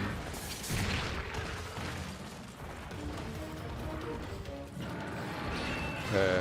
Well, on the topic of speedrunning, one thing in the past for me when it came to Unscented World really early on, and I think I did talk. Oh shit! I think I did talk about it briefly in one of my first streams. Oh, I rolled through that. Very nice. Is I, especially in base world, but like closer, like more during the waiting room for Iceborne type thing. Oh wait, no, a fair bit before that. I ended up like falling into the whole thing of like, oh, must play better, we must try speedrunning and whatnot. Like, yeah, there was moments where it was satisfying, but after a while it was just like, why am I doing this? Why am I I find it more fun to make my own builds and see if they work, whereas I was at the time copying the builds from the Monster Hunter Math guys whenever they would do those things. And like, you know, those builds are impressive, especially if you're able to pull off, you know, like put the theory to the test and succeed at it. But outside of that, I was just like... And then, at least when it came to the Iceborne waiting room, I definitely had a much better time. Was here to stop by for a little bit. A distraction for myself, but I'll hope it for now. Alrighty, my boy, you must take care. I'll chat to you at another point, alright? Take care. What was that? Oh yeah, so, yeah, back onto... Oh, right, I'm not on fire. I just need to have a quick... You bastard. So, overall... Oh, shit. Whee! I'm good. So I fell deeply into that trap for a long while, but I'm glad that once my Italian friend was getting into the game, because he got into World during the waiting room time for Iceborne, and at that point I was just like, you know what, let's just fuck around and find out type thing. Like, do our own builds, do our own style. And that was like one of the best ways to go about it because of the amount of shenanigans both he and I came up with. There'd be so many opportunities and like moments where like we made sure not to have flinch free just because like we knew that there was always that chance that if we accidentally hit each other and yeet each other in the air, we end up actually saving each other with our weapons, which is great. It's like we yeet each other up in the air and then you just hear a stronger Italian accent like, oh my god, I love you, thank you, you saved me. I'm like, yeah. I basically say the same in return, but I do not possess the naturally thick Italian accent. That's because I'm not Italian. But yeah, no, those moments were always special when it came to Yamada and I just doing that shit. It was great. But then we'd always just come up with so many stupid ideas. But they would work. If they didn't work, it was quite rare. But we're glad that, you know, for the most part it worked. And we're just having fun.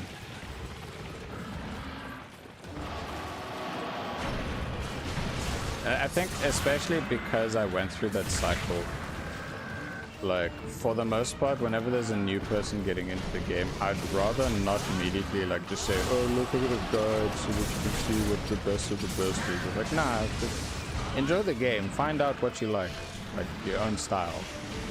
Don't just go for one thing or the other just because and yada yada.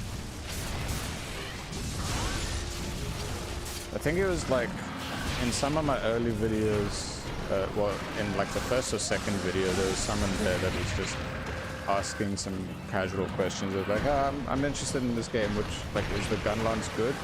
And my answer to them was just like, all weapons are good.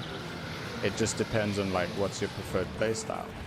If you really want to min-max and all that stuff, you can, because like no matter what in whichever game, there's always going to be like, oh, this thing does perform this better, yada yada yada.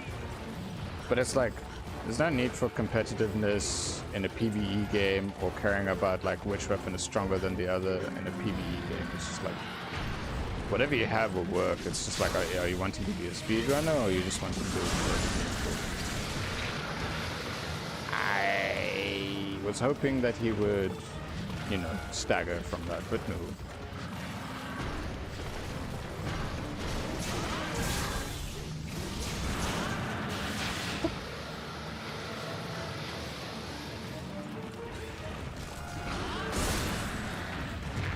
Nah, not good. Not good at all. I need to heal up as soon as possible right now.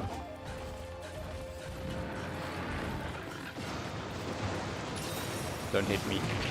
Shit, he hit me.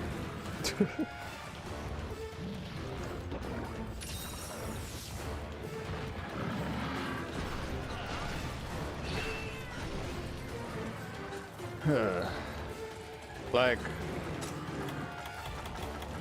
I think the appeal of like making my own builds especially stemmed from when I still used to play a lot of Warframe, because when it came to the reason as to why I played Warframe, it was a way for me to hang out with my IRL homies, but you know, because I moved away from them, it was a great way for me to be able to just hang out and not worry. And it was during the time where it was like me starting to get into playing online with folk in general, because at the time I didn't have that great a PC, but it worked for Warframe, which was good. And yeah, there was people that had like videos and guides for things or like builds. I never really cared about those builds because I was like, well, I just want to know about like certain mods that I may have not like gotten before, because it's like it lets me know, it's like, okay, I can try and farm this and then try and make something from it. And then I'd always make like some pretty decent builds specifically for like certain weapons, usually weapons, not all Warframes. I always like stuck to my go-to preferred Warframe. I think my most used was like Rhino, because I really like the support aspect of Rhino, like how you can buff everyone up in terms of like, I think both defense and damage. And then there was the other one called Chroma. I always made like a joke when it came to Chroma by giving him a weird voice whenever. Well, I made like a special build with him, so when the first open world was added, you know, I was just put on like a slightly higher pitched Yoda, just making weird noises and then just zipping around like crazy. And the last time I went to go visit my best bud IRL, because it was mainly him who I was playing the game with. His older brother, we would play with him too. And the last time I went to visit and I saw his older brother, he was excited to talk about Warframe, but I felt bad because it's like, personally for me and my best friend, we both basically feel like we played that game for more than enough in terms of our lifetime. We played so much. Like, it's a great game nonetheless, but well, I don't know if I can say that nowadays because a lot has changed. I don't know by how much or things like that, but overall it was that excitement and joy of seeing his brothers, like his older brother, being like, "Yo, dude, we can play this now." I was like, sorry, bud. I felt bad at that point. But I will still stick true to my guns in terms of like, hey, I've had more than enough of my share of that.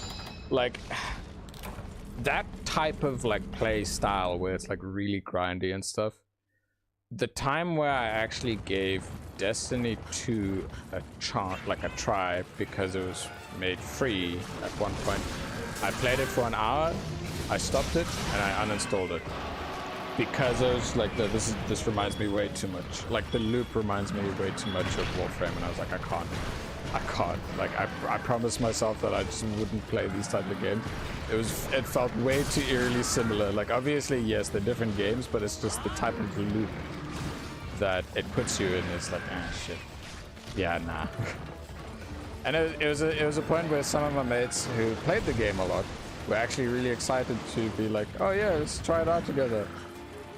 So it was moments where I just felt bad. I was like, nah, sorry guys, not my thing, not my style. I don't need to dive down into another rabbit hole where it's like intense grindage. Well, okay, the game that I'm obviously fine with the intense grindage, but it's not as intense, is Monster Hunter. I love Monster Hunter. Monster Hunter's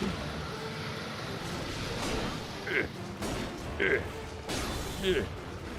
It's a bit pointless just whacking the weapon as it bounces on the tail. Can I get him here? Move closer. Come here. Oh. Cat went down. And I went down too.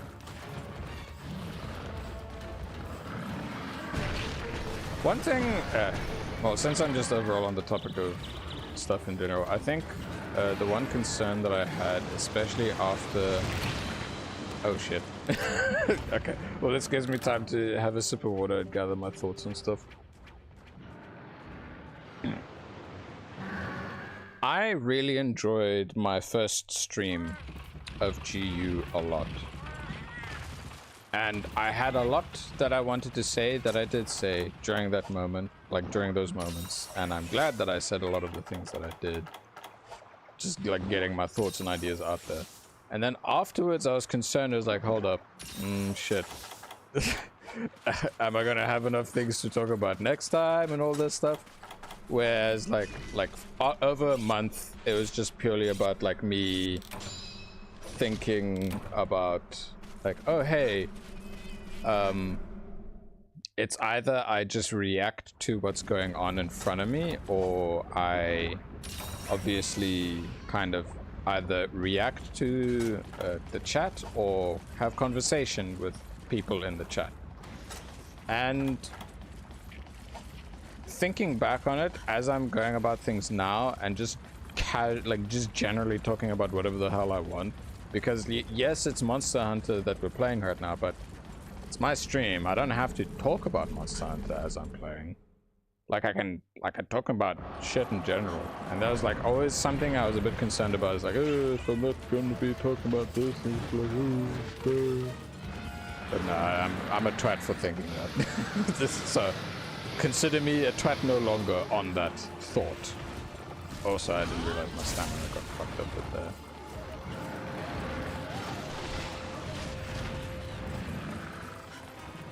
So yeah, I feel definitely much better just casually talking about this stuff, because it's like, it reminds me about how it was very easy to just chat to a lot of my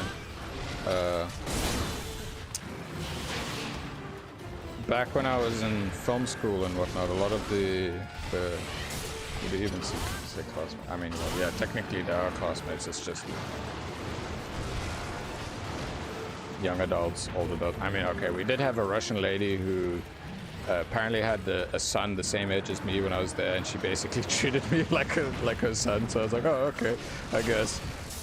So I was like, oh, a nice Russian lady, just making sure I am good. I'm like, okay, cool.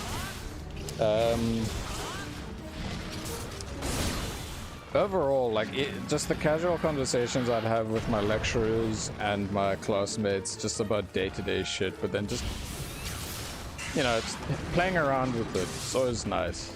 Like, what was cool is that a lot of my lecturers, especially the one that was teaching me about like Adobe After Effects and whatnot, and well, Photoshop in general, he is a very chill dude, like super chill, very cool. He gamed. Like, he's like an old school gamer, but he gamed a lot, and he liked to just have chats about things every now and then, like in between classes and such.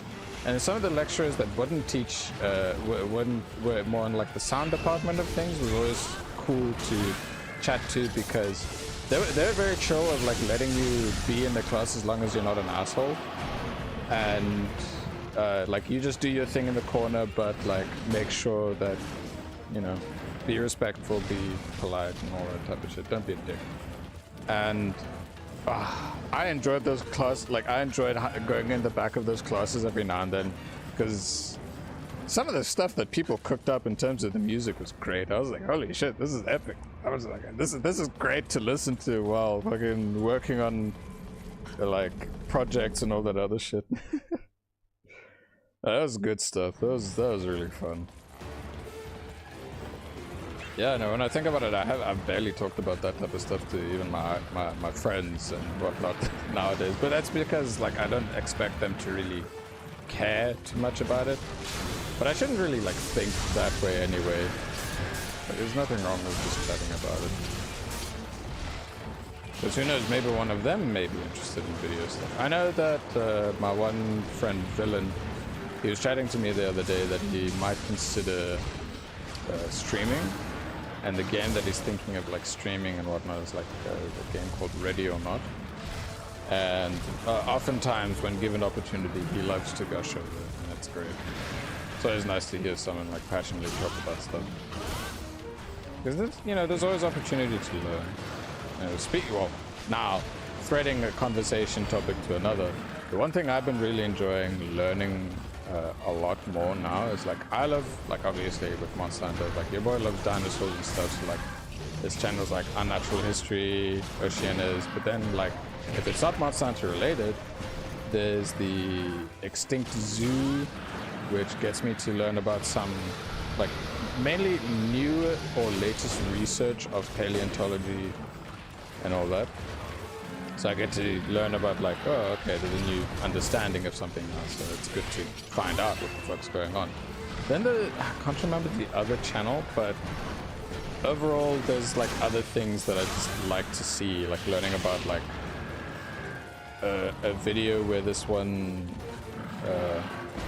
lady was interviewing the researchers that were present during what was deemed the Ape War, which was this like interesting study which taught us a shit ton about how chimpanzees actually like go about things in like a social hierarchy, and like how some certain things just changed drastically and whatnot. And it was like a study that all started like long ago, and like, well, I say long ago, but for some people it may not be that, but like, well, I wasn't born then. It was in like in the early 1970s type thing. And it's just always fascinating to like learn about that shit. But then like aside from that, there was like me learning about like, oh hey, since I kind of for the most part when it comes to a lot of things, what is like the history of like humans and stuff like that?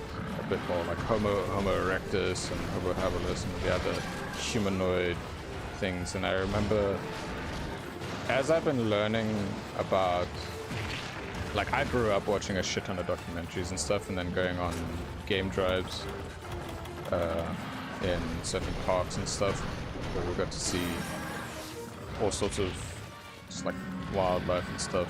One of the most intense wildlife things that I bore witness to was when we went to Kenya. It was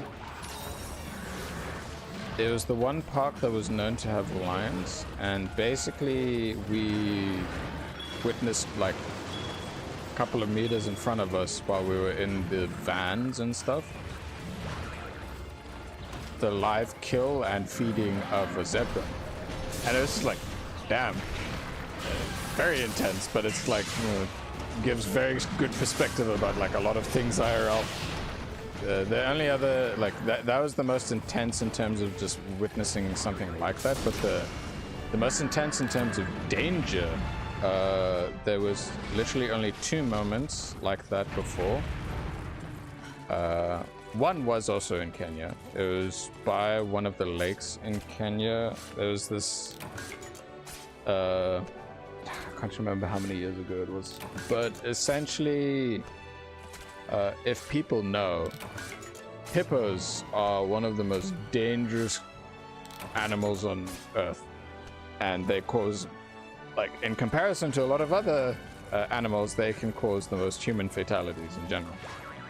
And let's just say that this guy viewed us as like, just like, ooh, ignorant tourist type thing, and he decided to be an idiot and get the boat a bit too close to a territorial bull. Let's just say that my dad slapped the dude's hand out of the way so that he could control the boat to make sure we didn't go any closer, because that bull was starting to swim and charge at us in the water, and it was like, uh-oh, if we stay, we die. Not good. Very bad. The other time where things felt intense but not like life-threatening was when there was a herd, like I can't remember which game reserve, game park, or whatever there was, but there was a wild herd of, I think it was in Zimbabwe, probably in one of those nature reserves. There was a wild herd of elephants, and let's just say they're very curious about things, and they came very close, like literally a meter away from my arm. Now, obviously, knowing that it's a wild one and whatnot, I get a bit like, let's be calm, don't cause a ruckus and whatnot. They were just curious, coming in, looking, and then they fucked off after a bit. I was like, okay, I need to first see how many of the lava nuggets I have at the moment. But yeah, I'd say the most intense and most dangerous was definitely the hippo. Like, in terms of like lion sightings and leopard sightings or anything else like that, those do not compare to the danger that a hippo poses. It's crazy. But anyway, onto the topic of elephants and whatnot. My god, when we went to Kenya, those things are huge. The African bush elephant, just in general. Jesus Christ, dude. We got to, there's this one place where you could actually ride on the back of them. Let's just say that if you were to slip and fall off the side, you will break a bone. Probably. Most likely. And yeah, they're big. They're like roughly 2 stories high. Okay, I have 8. I need 5 more and we're good. But outside of that in general, the other thing that was a pain is that, especially if you start, like, you finish riding it for like an hour, whew, that's like, you basically are doing the splits on the back. So like when you get off of it, it's just like you cannot feel your legs. You're literally just like on the ground in pain, and he's like, ugh. Like, in terms of riding on the back of an animal, horses, personally for me, I don't trust horses that much, but camels on the other hand, I actually find camels really chill. I actually like camels a lot. They're pretty cool. Yeah, overall. Yeah, man, this is nice, just talking about some good old memories right now.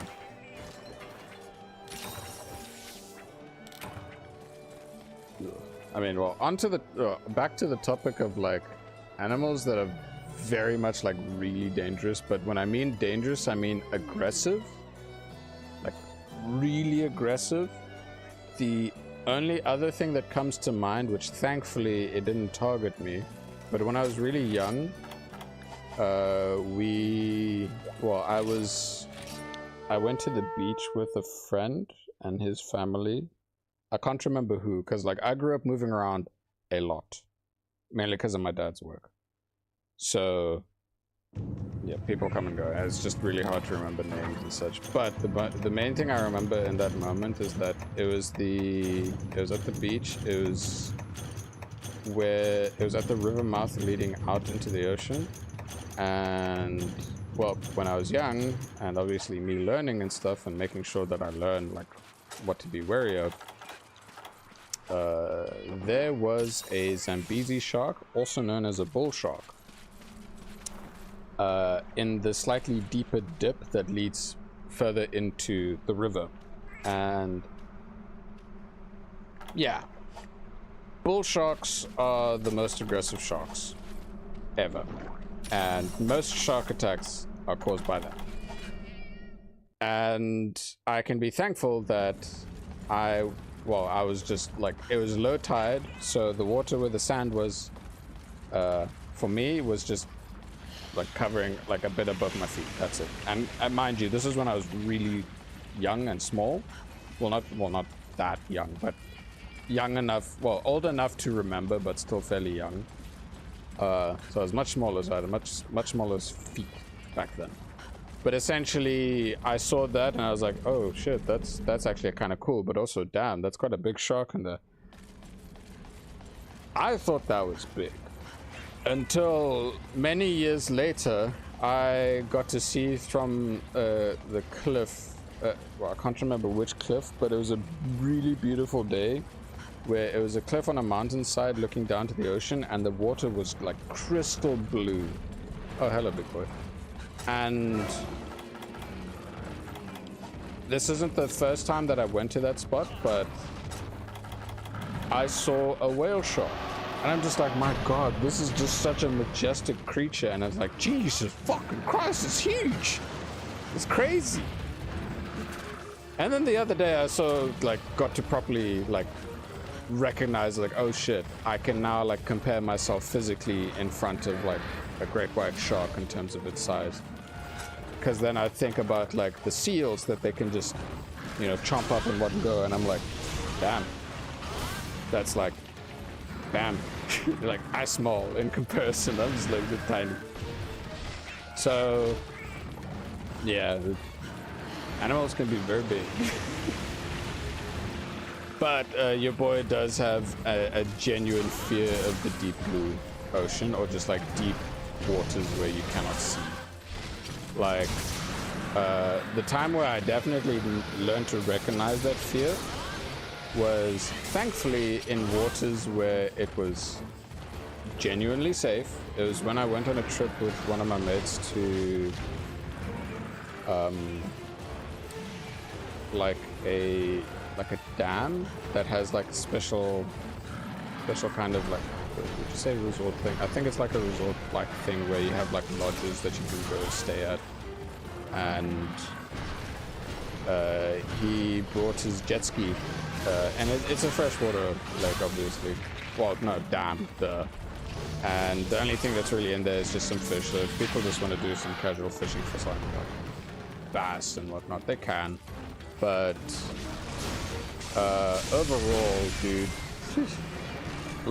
it was the first time that I got to try out a jet ski, and he was just giving me tips overall, and he says, if you fall off, don't worry, the jet ski will automatically, it has a thing where it will naturally just have it so that it constantly circles around, so you can just slowly swim towards it, and you got the life jacket.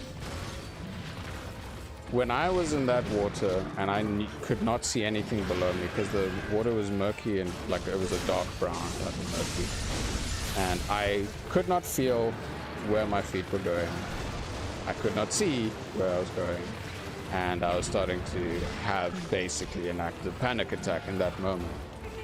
But the most important thing is just don't be a fool, swim. Do not freeze up and become a frigging block of stone. Swim. So I just made sure to breathe and swim slowly. I'm just because even though I knew that there was no crocodiles and stuff, my imagination at the time was just in the water, I was just yeah, there's a crocodile below you, there's a crocodile below you. I was no. In my mind, I was internally screaming. But as soon as I got onto the jet ski again, I was able to reach it. Afterwards, just yeah, I need a minute for myself. And yeah, after that, I didn't use the jet ski again for the rest of that time. I was just I'm just gonna, I'll tap to the barbecue while you have fun in the water. But when I mentioned that to my boy the other day, he actually brought up to me about a trip when he went to where he went to Seychelles, I think, or somewhere along there. It's it's in the Indian Ocean. It's a little archipelago thing. But essentially, they went on a rent on a special snorkeling tour on a catamaran. I think that's what it's called. It's the one where it's the boat that kind of floats a bit on how do I describe it? Anyway, catamaran. It's a weird boat that's kind of got it's floating on two little two things, but then has I don't know. Anyway, so there's snorkeling and stuff, but the one main danger about like that type of out at sea in terms of a shark, this is the other like aggressive species that you gotta be wary of, but it lives more in the deep blue. Mako sharks, also one of the fastest sharks out there. It is hyper aggressive. Thankfully you didn't have to deal with that, but essentially it was when he was young, and I can't remember if he said that he intentionally jumped off and whatnot because he wanted to swim, but I think it was a factor of like he didn't let his family know, or the captain know, so he basically was just stuck in the water alone in the sea where things were kind of like dark, like really deep, and he was just like shit. So it's like, dude, that's just like, oh god. I was like getting like panic attack to an extent just hearing and imagining the shit that he went through there, dude. It was bad. But yeah, no, overall it's just like those types of stories, gotta be mindful of something. But yeah, no, I didn't like how my brain says like, oh, crocodile below feet. Like, no, there isn't, no, there isn't. Don't say that shit to me.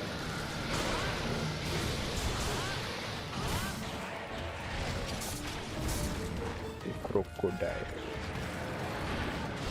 Well, speaking of crocodiles, one thing I didn't know until the one YouTube channel that does shorts, and he talks about like, oh yeah, we're gonna look for like a python or something, so like a very like 20 foot long python or something like that, and he basically taught me, it's like, okay, so like I thought the only crocodilian in the US was the alligator, but no, like folk in the US actually have their own species of crocodile. And I was like, oh, okay.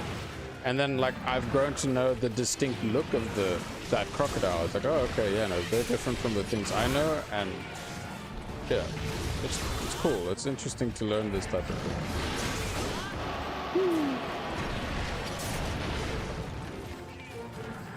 I mean, if eardrum's gonna help with the whole poisoning thing, I'm more than happy to oblige to just having him being around for that stuff. Yeah, as Hopko's tales of wildlife and other stories, and just like knowledge, like new knowledge that I have obtained just from shit that I watch. Especially while farming a whole lot of resources, because I need a lot of frigging nuggets. I need 5 left. Yeah, I just need 5. Like the thing is that I'm fine if I don't have those 5 in this one, but I definitely want to get, like probably after this quest, I'll definitely push to start farming for the other things that I want to farm. Whew. And those particular things would be like the parts and whatnot needed to help me make the Rathalos cap, the attack jewel level 2, damn it, as well as like I need to slap Zenoga and all the others to get the, so I can basically just have the Wrath mix set. Excuse me, so that I can enjoy having Razor Sharp again, because it's such a nice skill to have. Then it'll be me farming Ceregios, because oh shit, sorry, I was not paying attention. So then it's me farming Ceregios, because like the next best charge blade for me to use aside from the blue crab charge blade is Ceregios. Because it's 140 raw versus 120 raw, and it has a bit of blue sharpness. And if I time my dodges right, or just get enough dodges out there, your boy just gets a free, like, quick little sharp one. Which is always, you know, it's always a plus. So yeah, I think comfortably, I would comfortably say that after this Urugon, whether I have the 5 lava nuggets that I need or not, yeah, after this Urugon, I'll just start wanting to slap the other boys. So it's like Uragon, mix set farm, Seregios for weapon, then Astalos because I still need to craft its charge blade. Then there is Tigrex for its charge blade, but well, I'd say I still need to slap. Well, not necessarily. Well, yeah, slap and kind of like chop the tail off of Glavenus, because I assume that my the Glavenus charge blade will only unlock if I see its, or if I grab its tail.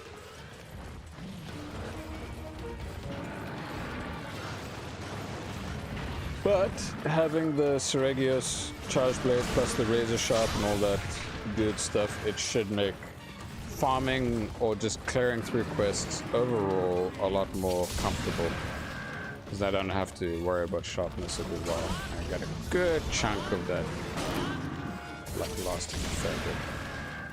I was concerned that my guard point at that point was just going to be a bit meh, but no, it's fine. Is it long enough for this? Yeah? Oh no, I don't want that.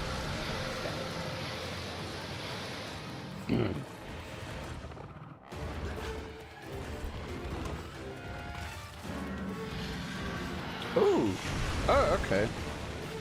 Sorry, I just I saw the notification now from the official Monster Hunter channel, and I remember when Ryozo did that whole one-word challenge in terms of describing things, but now it's Fujioka. I'll definitely enjoy checking that out a bit later.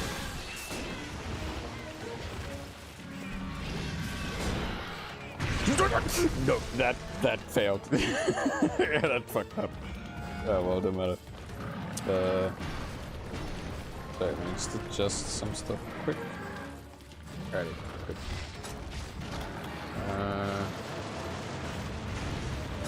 Just quick sharpen, be cheeky about it. Nice. Ooh.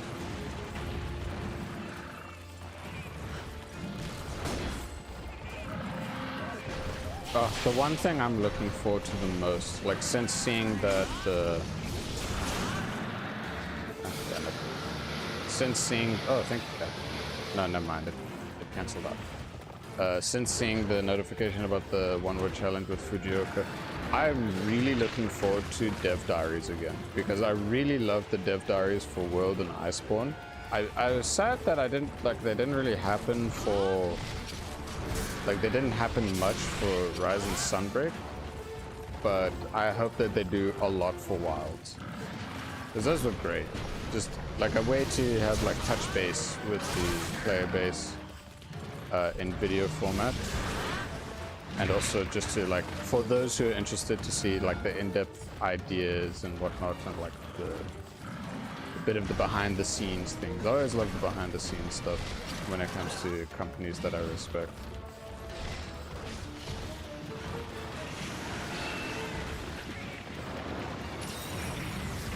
Okay, now I thought I wasn't going to be fine, but I realized he was moving a bit slow.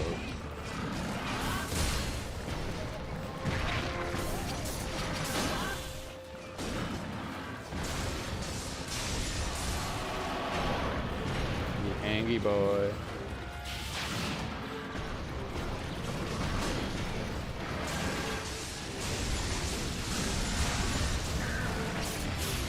I will not hit him with that, but I'm glad I knocked him over.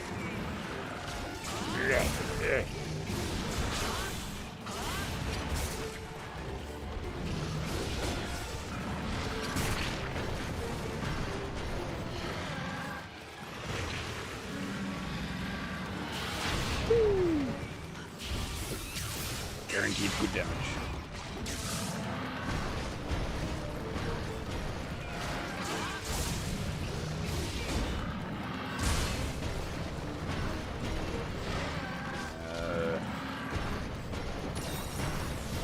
While he spams that, I'll just heal up a bit.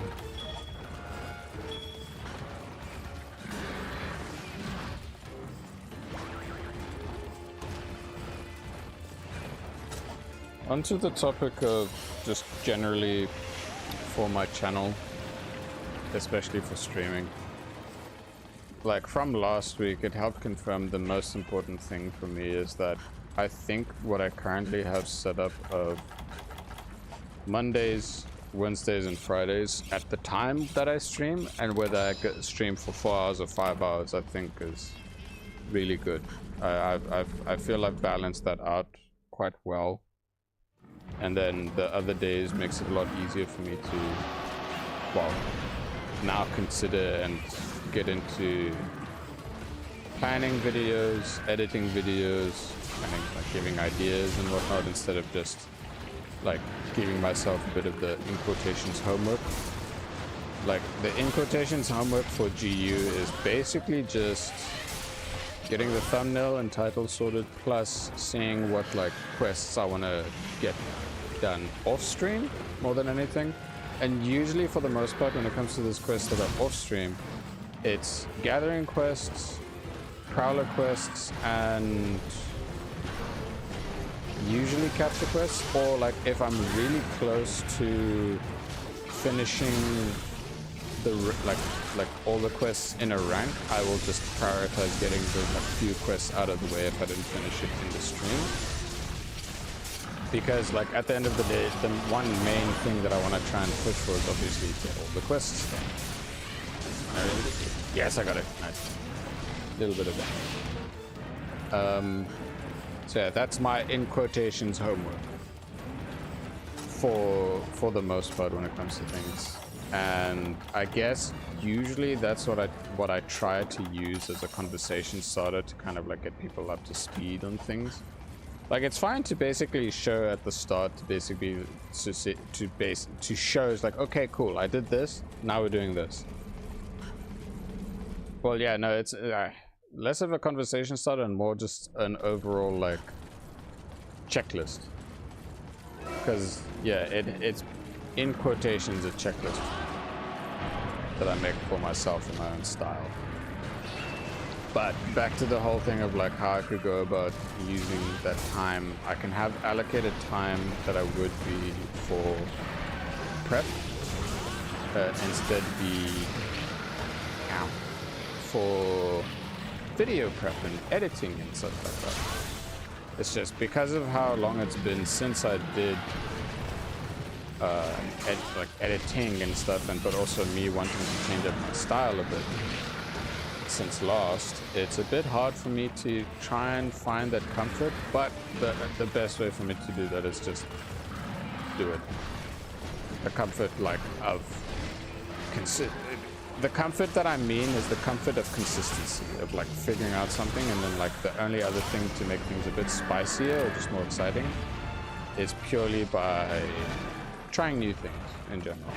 So like last week was an example of trying something new in terms of the streaming thing. It was just to help me confirm about how do I feel about my scheduling, how do I do this, how this, yada yada yada, all that stuff.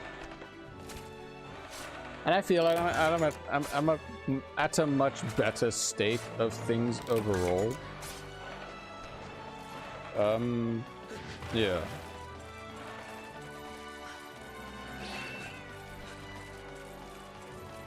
Yeah, I have the idea in mind. I just need to take, well, as always, the first step's always usually the hardest step, but I just need to get it done. Once I get it done, then your boy's good. Then everything will be routine. And then once I have the ball rolling, editing and recording and all that will be a lot easier.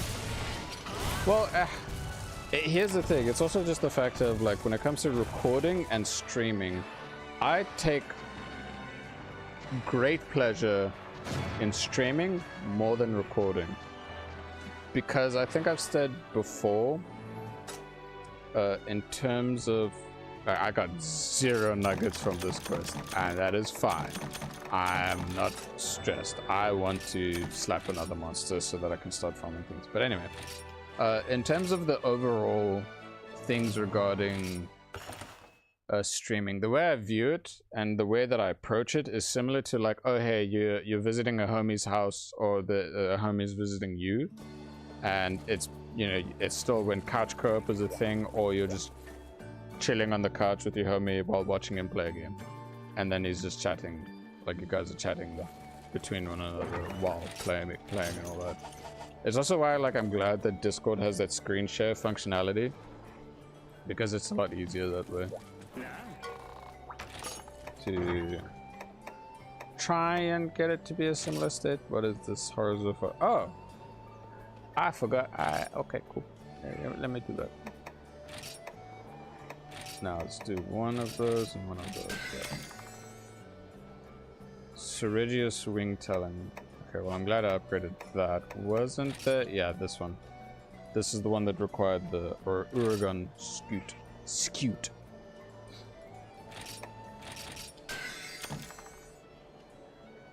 And then that is the high rank. Alrighty. So, what I want to slap to basically get some armor sorted is the Rathalos cap. I have the helm already, but I want to make the cap so I can make the mix set because I have a charm with 2 slots. So I need 2 shells and 1 ring talon. For the attack up 2, I need 2 wing talons. So we're going to be slapping some Rathalos. Wait. I don't want to use this charge blade for that. I'm going to use the Lagia Storm. Let's see. No, it's one of these ones. That is my baby.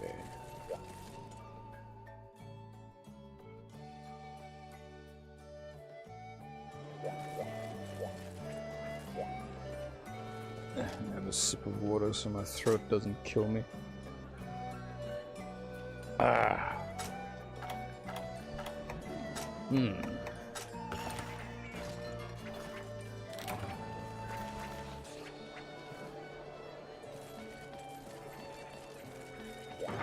So this Christmas or this holiday overall is going to be fairly interesting for me to overall see how things go. More because sorry, let me just find the Rathalos quest quick. Is that one? Is that the only one? Oh wait, no, there's the... Okay, but I need wing talent and I can get them for both of them. Anyway. One of the most interesting things in terms of Christmas this time around is that it's going to be on... Well, it's just going to so happen to be on the streaming day. I am not sure how I'll go about it. Like, I do want to stream on that day, probably. But in terms of doing something special and whatnot, I need to cook on the idea. I still have a month to think about it.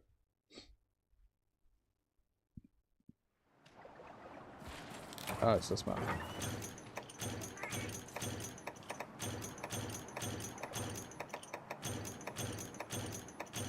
Ah, yes. A bit of freedom from the monotony of slapping Uragan. Like, yeah, I'd say I've slapped enough Uragans for now, so I'll farm them some more offline at some point, or leave the farming for next time. That's the other thing I've been debating is like, should I do the offline farming on for some things? Like, yes and no. It depends overall.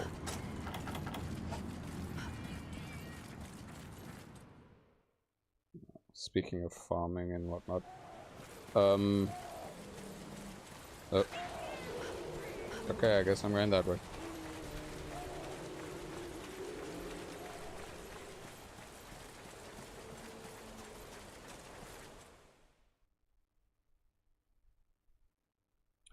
Since we're on this map, we can talk about 3 Ultimate and whatnot in general. Like, so I have not played Try, I have not played Portable Third, but I do own and have played a fair bit of 3U. Now, it was also the first Monster Hunter where I got to like properly give it a shot on the 3DS, and it felt a bit awkward, obviously, getting used to the control scheme of just squishing my hands down a bit to play on the 3DS and whatnot. But what I will say is that I've grown to just really enjoy the satisfaction, like, because I have a 2DS XL. I used to, like, I didn't go for the 3DS ever because I didn't care about the actual 3D function. So when the 2DS was a thing, I was happy to get it. And then the 2DS XL was just basically like, it had the power of the new 3DS XL, all that stuff, but without the 3D function, so it was cheaper. So I was like, nice, I'll take that. And I really like how the buttons feel on that, to the point that when it came to playing for Ultimate and giving the overall that weapon insect glaive a try, the overall like the feel of the attacks thanks to the buttons and whatnot, or the feel of the attacks with the click of the buttons was just nice. And it got me thinking about keyboards and whatnot, and like, I kind of see the appeal for when people want like a mechanical keyboard because of this. Ow. Oh, hello. I was not expecting you to be here as well, but I'm gonna do this quick. I thought I could do a Superman dive just in time. Alright, so I need to remember the most important part is that I need to break a lot of these guys' wings.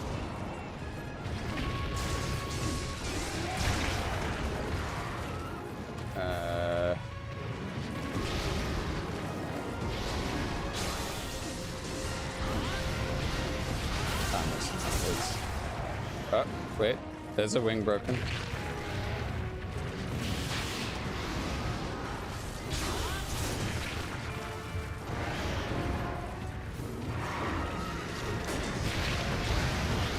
This is just chaotic right now. It's a bit hard to really see what's going on. So I'm a bit... Yeah. Back onto the whole topic and the appeal of paleontology from earlier.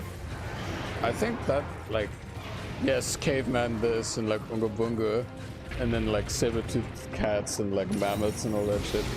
Far Cry Primal was fun. I enjoyed Far Cry Primal because of that shit. Like, the way that how they incorporated like the type of gameplay that it does.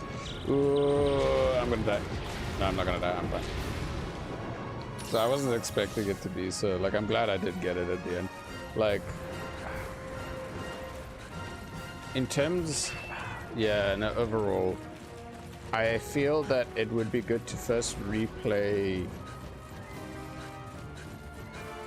Far Cry 3 first, then Far Cry 4, and then Primal. But then again, I kind of don't need to really care about playing it in order. There's no real need to play it canonically, because the only real thing that matters about like the difference between the games is that there may be a cameo character. That's about it. Like, they may give you the missions, because there's that one dude, I don't remember what his name is, but he has a caveman version of himself, which is great.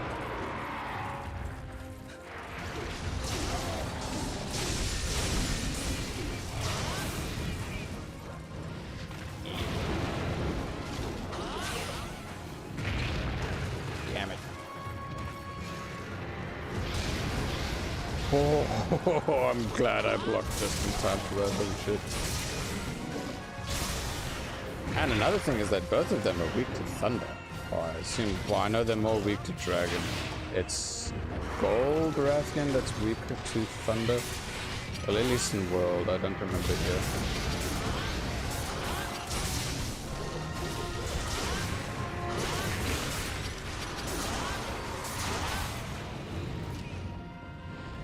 No. Okay, now bye.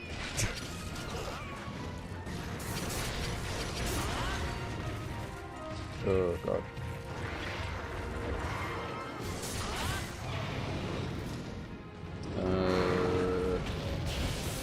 Stay still long enough for this, please. Thank you. Now I'm just gonna try to break the other one.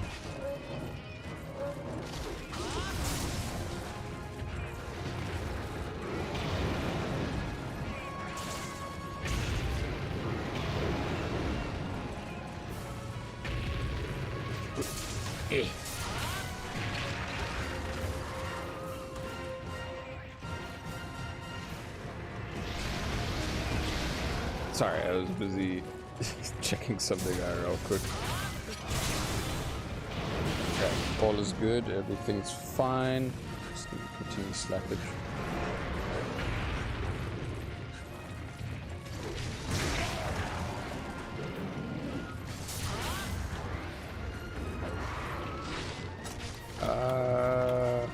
Where is he?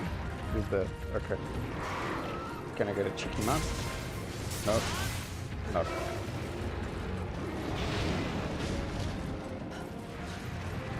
Maybe here. Or not. Ooh.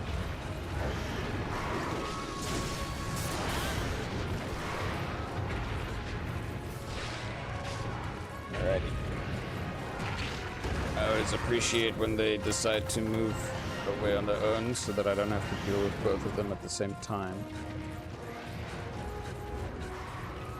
Which makes me like in world times where I genuinely got frustrated in the game is when the monsters kept clustering together.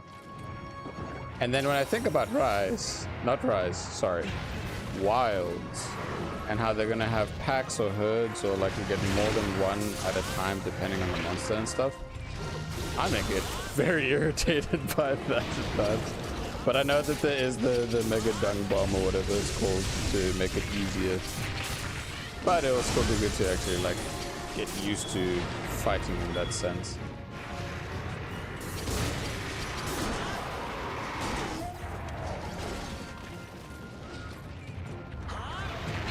Woo! Nice! Got you in the air. Hopefully she'll stay down long enough for me to break the other wing. Or is the other wing broken now? Oh shit. Ah, damn it. I did not hold the button long enough properly. I'm gonna get kicked off. Okay.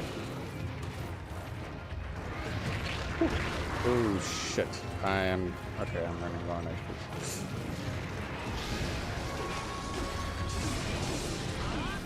I am missing. She's angry.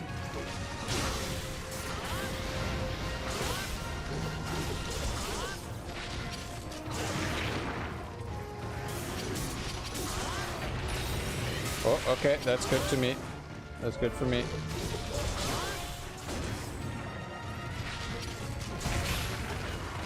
That's not good.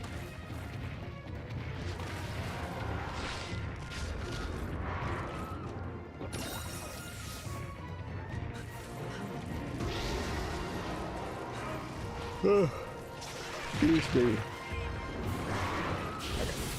This. Nice. Okay.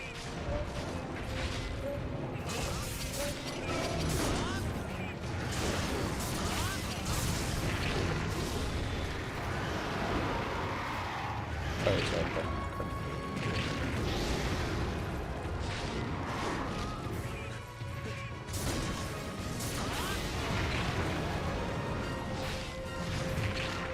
Okay, yeah, this is getting a bit too clustery.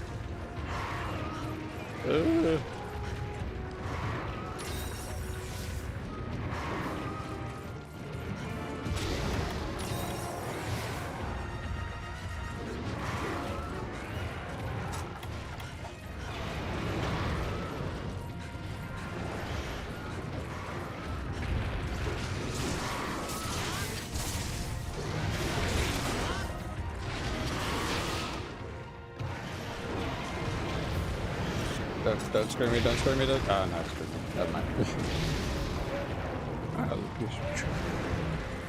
Oh, please maybe down.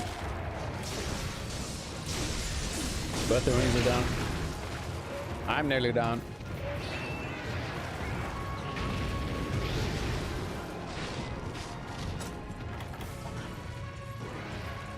Whether she goes here or not, we will see, but I need to top up my health and sharpen and all that, so I gotta try and get that as soon as possible.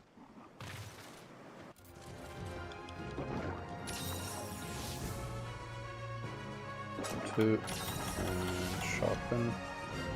Hopefully I can finish it off here and then the Rathalos will make his way here too. There we go.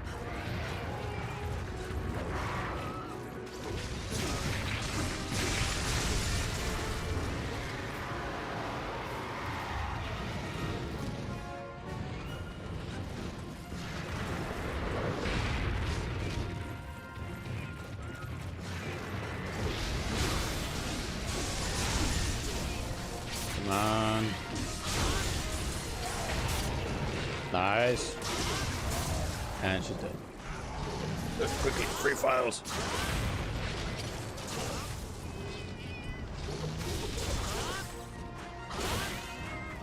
Well, I got most of it. That's good. See, and he made it here just in time. I hope he can let me carve in peace. Nope.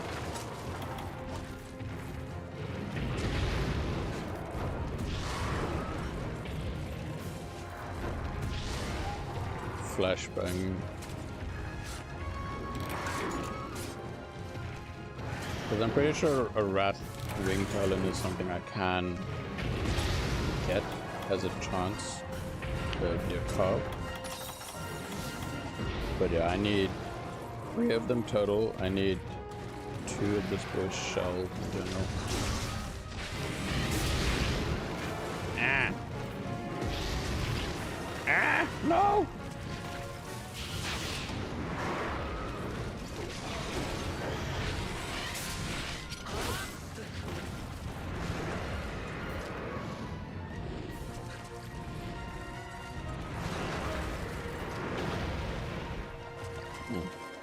My sister offered me some chocolate because she went to a family friend's house to house sit and babysit.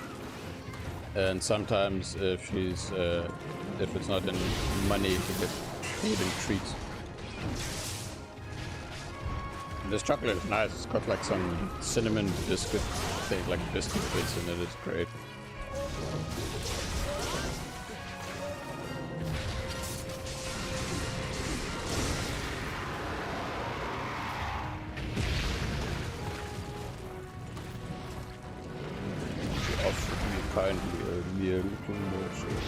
I'm gonna die. I died.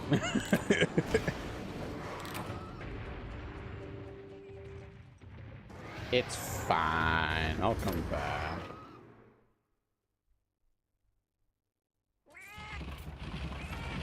Maybe I might get all the parts I need so I can make them next set. I just gotta upgrade the thing.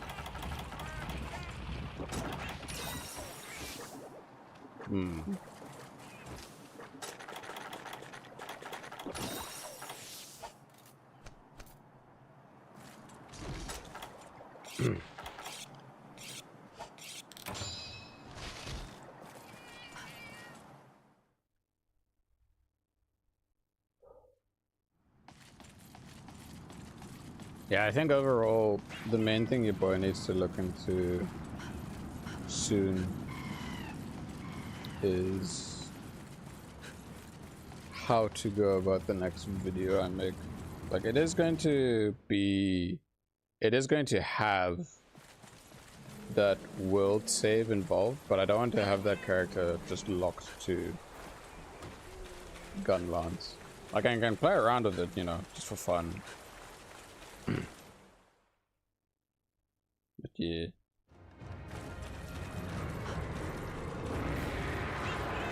Come at me, big boy. Yeah.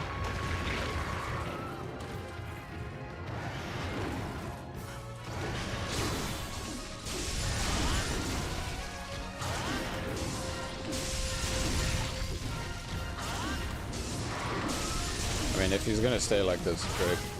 It's extra damage.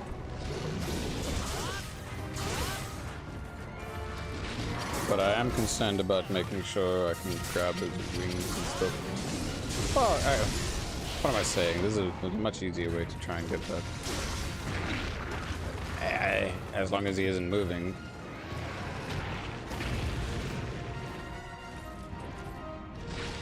What's going on? Where are you going?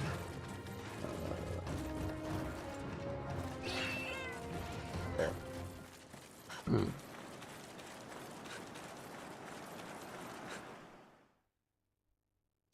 Oh right, I remembered I was going on a tangent about like I was talking about Far Cry Primal.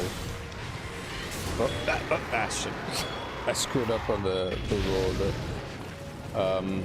I was on a tangent talking about Far Cry Primal and like cavemen and whatnot, and there's like pre-human or like hominids in general.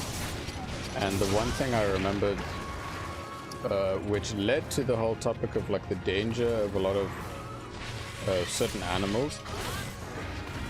We had a lot of like saber-toothed cats, or like the different saber-toothed cats like predate on our ancestors a lot. But then one other thing that I found quite creepy was there was this type of large baboon species, and I was like, damn dude, I mean, you see the size of the teeth that those have. You can already imagine like the danger that can come from it too on top of that.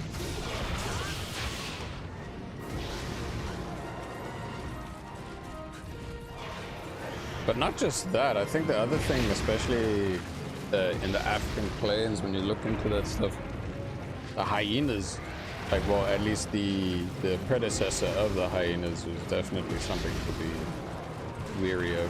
Because even to this day, hyenas are still like very much a massive danger. When it comes to cats, or big cats, I'd say more so in Asia, like how leopards are there, and tigers especially. Like, okay, man, it's hard to say that because it can kind of depend on the species and the location on top of that as well. Alrighty, I'm gonna see if I can cheese slapping his wing. Just keep it. Nope. Yep. Nope. Yep. Nope. Yep. Okay, so it's just the upward swing. Okay, there we go. Wing broken. Both of them have their wings broken. So let's hope that I can get at least minimum 3 wing talons, just to make my life a bit easier on that side. And chop.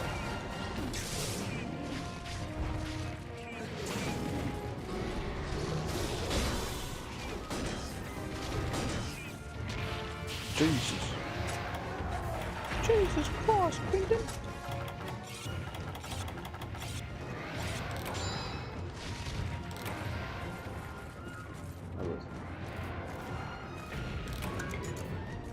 I made him cry like a baby. That was a big bubble. Excuse me.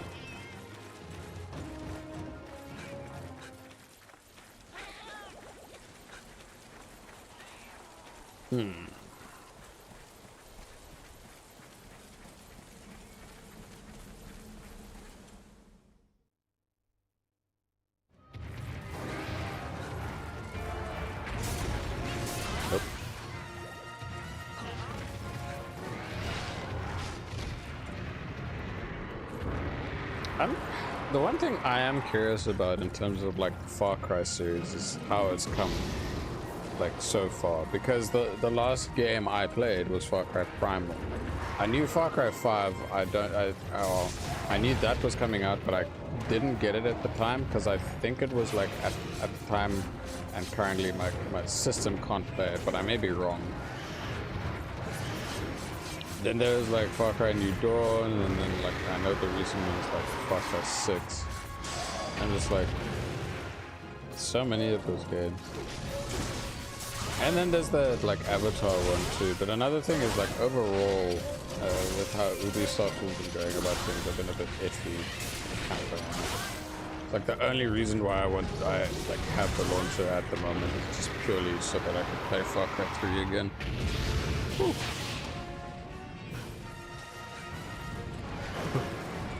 Okay, I'm good. I'm good. Lol, get wrecked. Get absolutely wrecked, dude.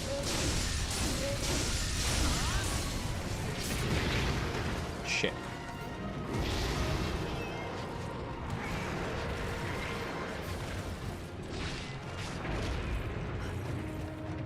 But yeah, overall, before a lot of the Ubisoft fiasco, I wonder how the Far Cry series has just overall progressed and such. Like, I can't say much for Assassin's Creed because I didn't really grow up playing Assassin's Creed. I know I have friends that enjoyed it. That's about it. So many games, so little time.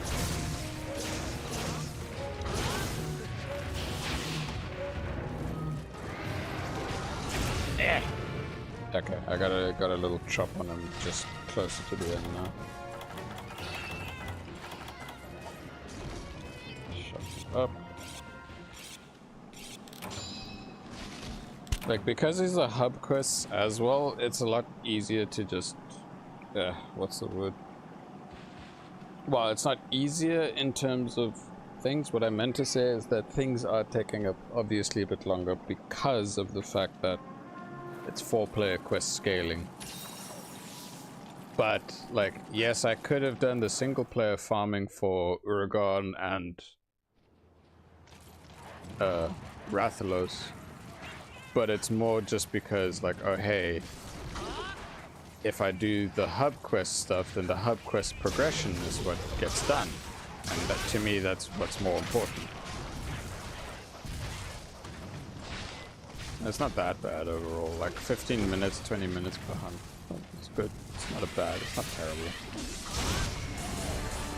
Nice. But some hunts for sure I definitely would prefer with other people.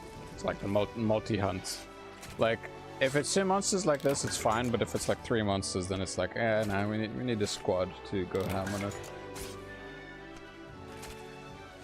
Rathalos scale, webbing. I did not pay attention if I got a shell or not. I got 2 webbing. Okay, that works.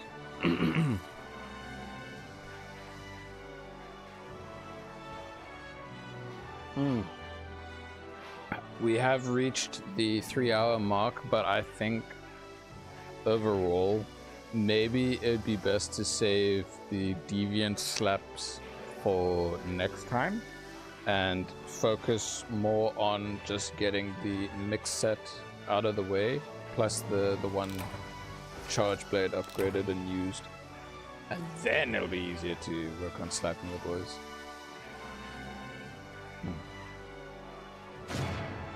Yeah. Chargeblade.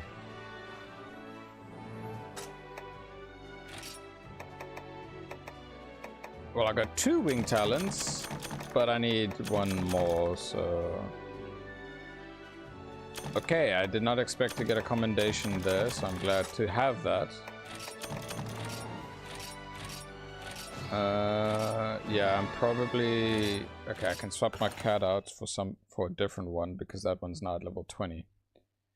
I'm probably gonna need to slap another Rathalos. But overall, I think for a lot of these boys going forward, I'll probably just convert back into single player so that it's easier for me, well, more just because, like, for Seregios and for, like, just to have the hunts be a lot faster, because I don't have any other hunts that have, what's it called? Oh, right, these guys, I forgot about their existence. Wait a minute, what level are they? Hold up. Ah, okay. A decent chunk of leveling, not bad. I was mainly just seeing overall how they were. They were all tired, so I'm just gonna have them no longer train. Yeah, I think overall it's just better to bring the cat along anyway. So, Mario is now going to be swapped with Meowniac. Same with the crab here. There's the Shinoto.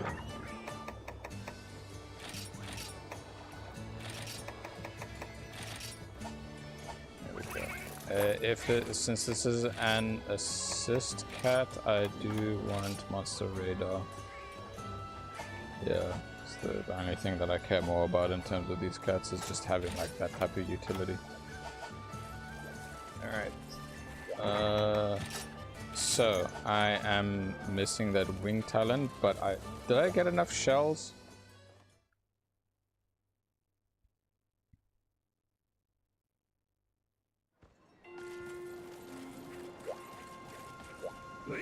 Come here.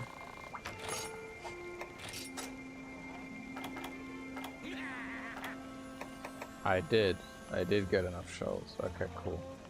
So, most importantly is crafting the cap. But the next thing that I'm missing in terms of crafting is where is it? That attack. Razor, obviously I need to slap Zenoga. There. So I need one more Wrathwing Talon. I'll just do one of the pre-existing quests here for that.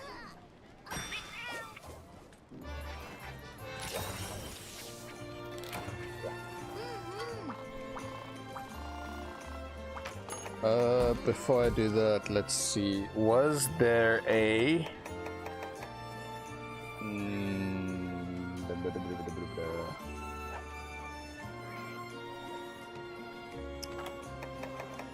I'm not seeing any Rathalos there, so it's just gonna have to be the one that's here.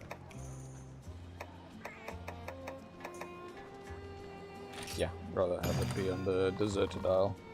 Not have to worry about cool drinks and such.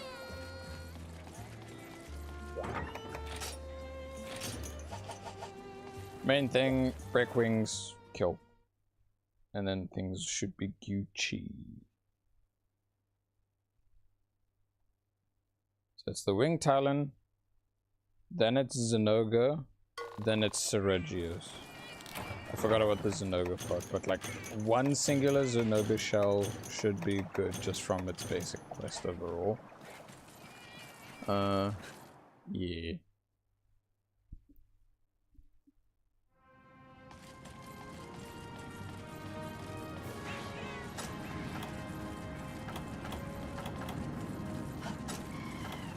Now look at the equipment. So that has a slot, that has 2 slots. Okay.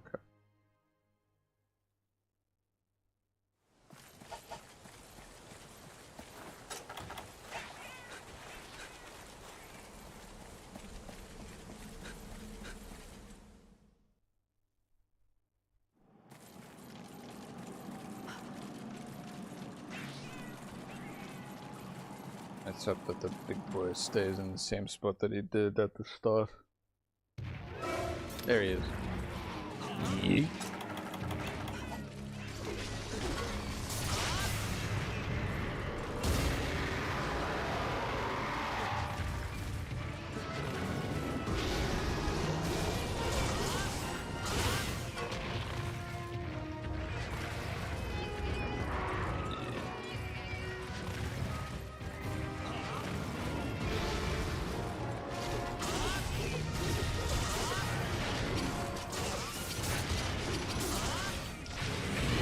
Damn it. Oh, wait, no, okay, I will not complain about that. I take back my complaint.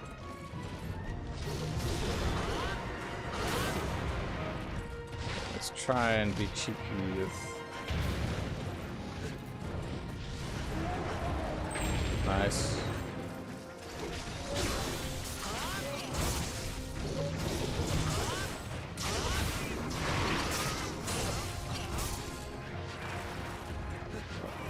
Stand still and try and cheese a mount.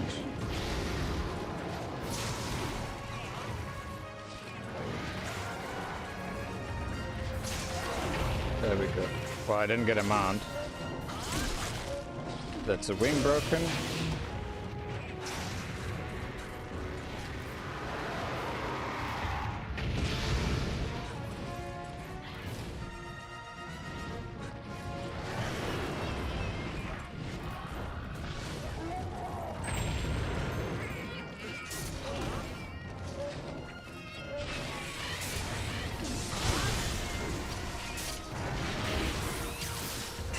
long enough. Okay, tail chopped. Was not expecting to get that, but I'm glad.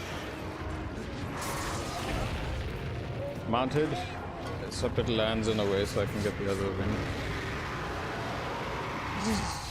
Clean. Good.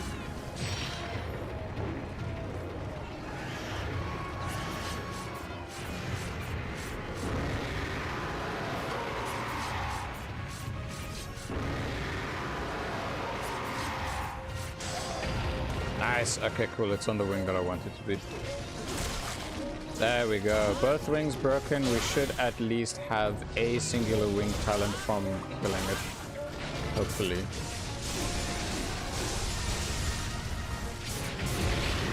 Ow. No, we're good. We're good.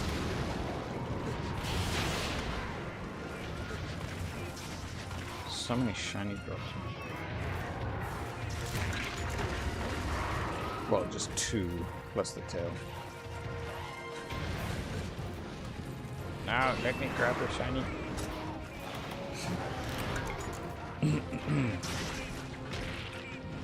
Oh shit. Not what I want, not what I want, not what I want. Ooh, okay. No, we're good, we're good, we're good, we're good.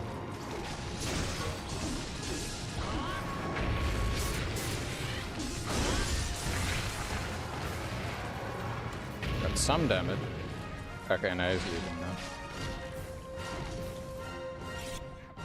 now. Pretty good.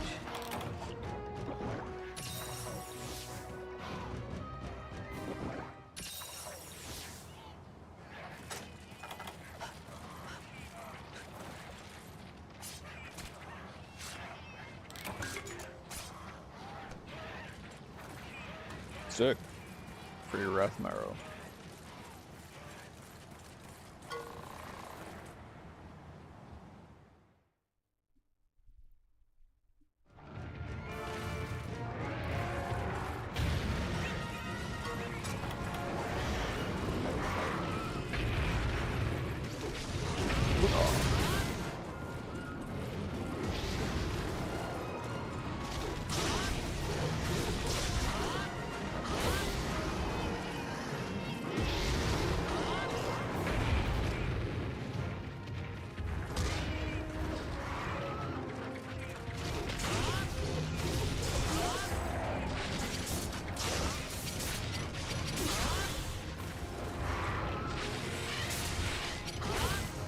That's because I've been sticking to guild style a good while. I've finally gotten back into the proper groove with chargeblade or MHGU, which has been really nice.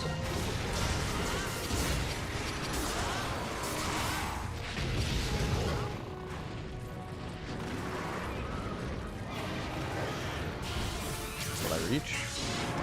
Nope, I won't.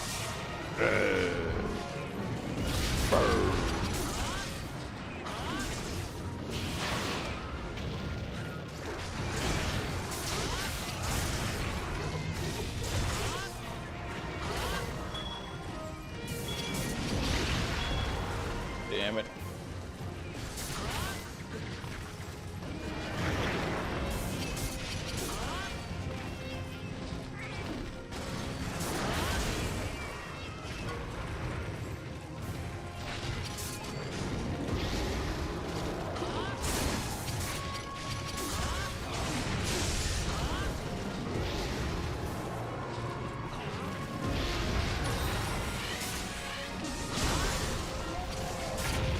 Get wrecked, buddy.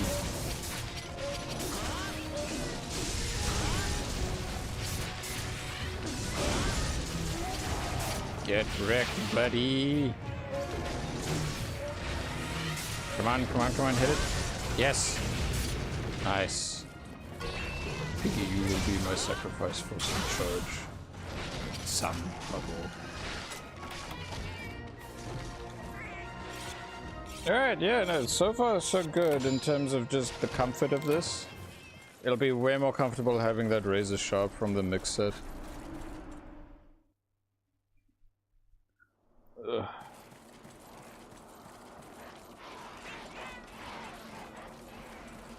Ah, Sunogo. Ah, Sunogo. such a cool monster, yet it also kind of like screws me over massively more often than not, even after fighting it a couple of times. No, well, I wouldn't even say a couple of times. A decent chunk. A very decent chunk.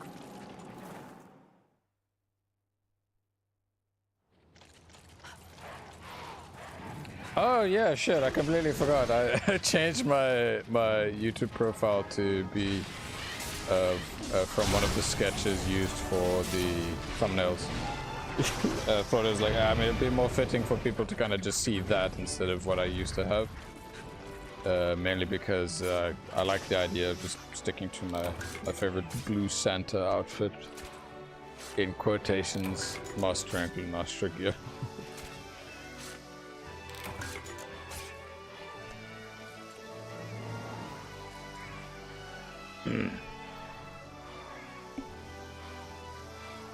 Ugh.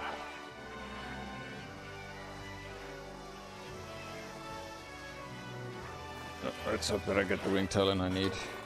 I did break both wings. Bone webbing, I want please give it.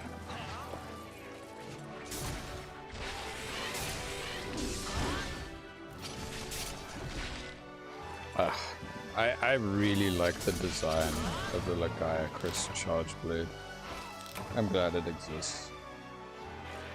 Was it in this game where they had that, or was it a Wycoon thing you could craft in for Ultimate? I know the Cedius chargeblade was a thing. Thanks to the... Yeah, there we go. That's the wing talon I needed. Alrighty, cool. Now we can already just hop on to slapping a Zinogre. And then that means Seregios. But in terms of Seregios, basically once I get the Seregios quest done in single player, I'll do the Seregios quest in multiplayer. More for completion's sake. And then for farming, I'll probably just stick to the single player one. Alrighty. Most important thing is now we have access to the attack jewel level 2. Nice.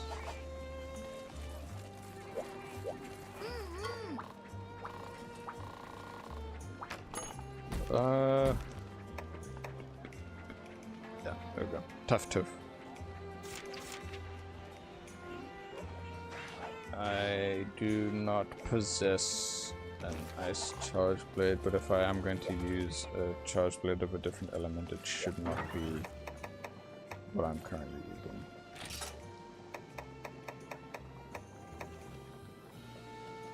Well, I could use...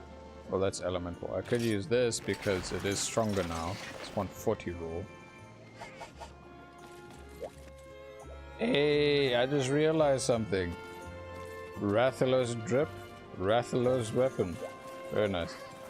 Very clean.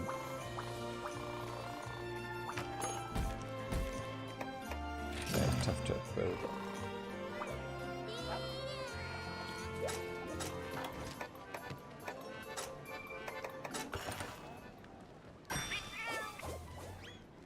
Clean progress, overall good.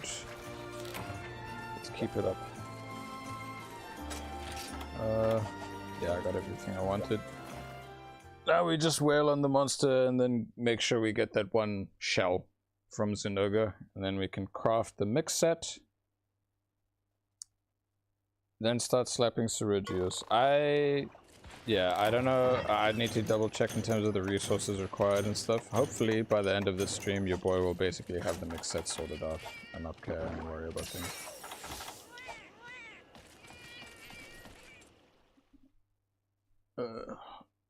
Chinoga.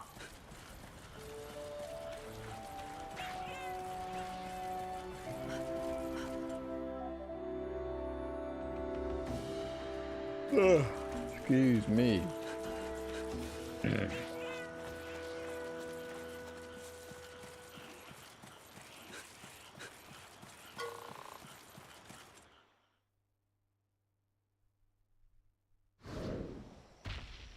There he is.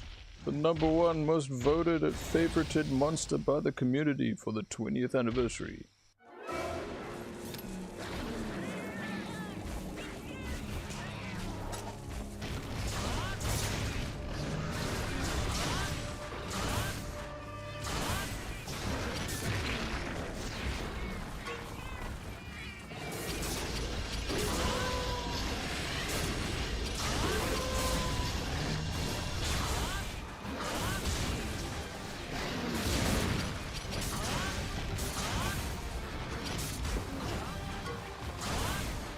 It's mainly when he's powered up and angry, that's the times where I tend to struggle with him a bit more.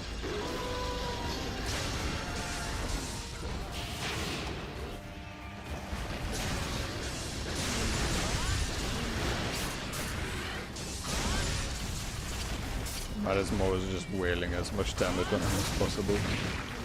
Ah shit, while also not dying.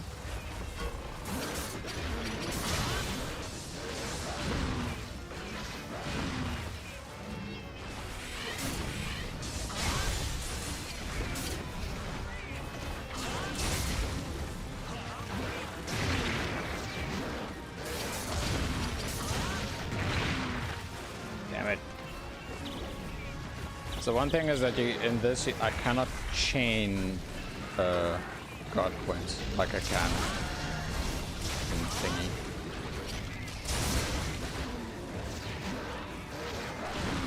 One. I just have to dodge the first one and this one more than anything. Did I break both? No, I didn't break both horns. I might have broken something else, probably.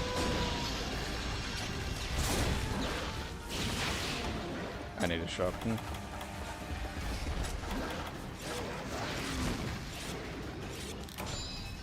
Like, it's inevitable that probably the next time he charges, then it's gonna be like powered up state type mode. Get him before, get him before! Okay, cool, yeah. There we go.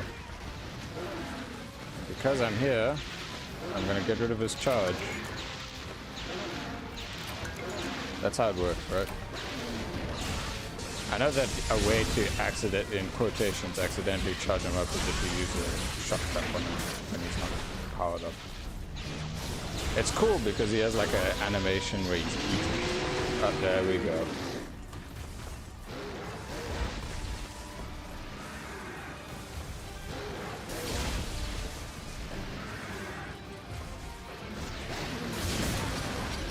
Lol, get wrecked.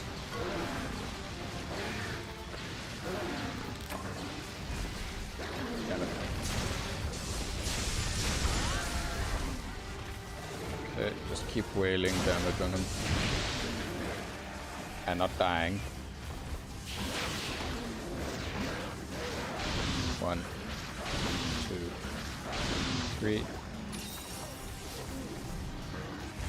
It's just sometimes because of the pacing and the speed of the combo, that's what can screw me over massively. Okay, now he's not just powered up, but he's angry too.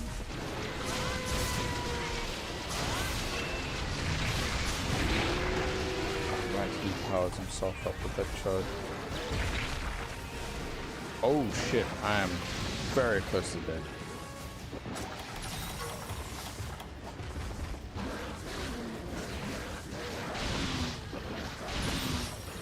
Let me live!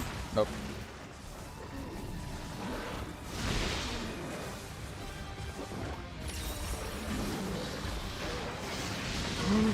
Okay. Oh god, okay.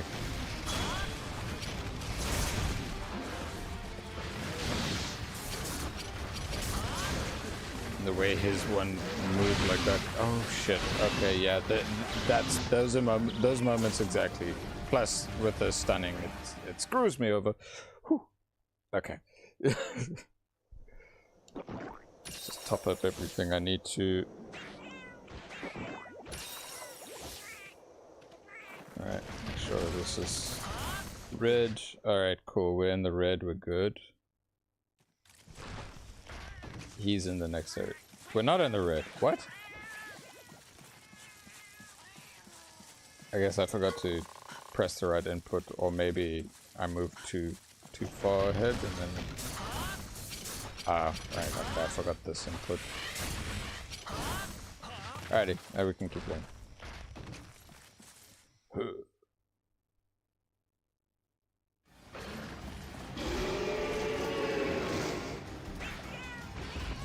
Equals to boy.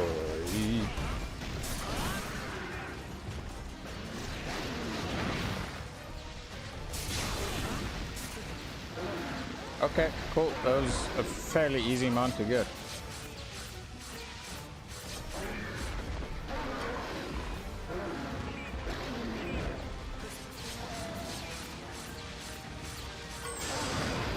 Nice. Subquest complete.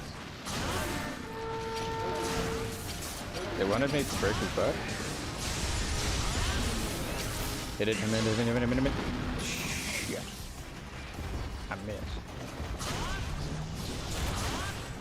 He's probably gonna limp away already. Yeah, I knew it.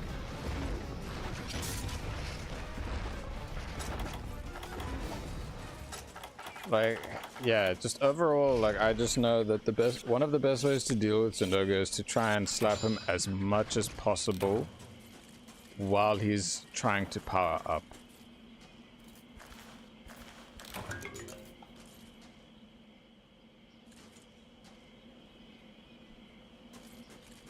Alright, let's go.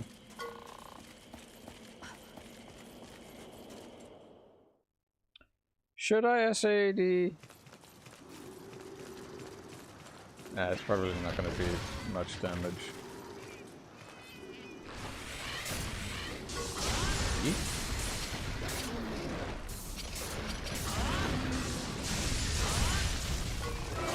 Shop.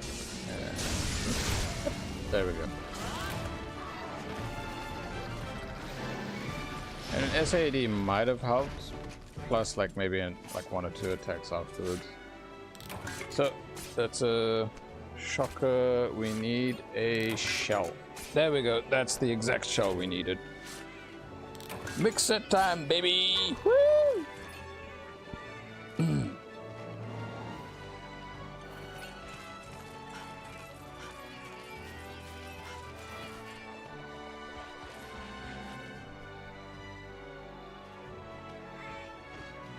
Now I don't have to stress about sharpness for a lot of the weapons.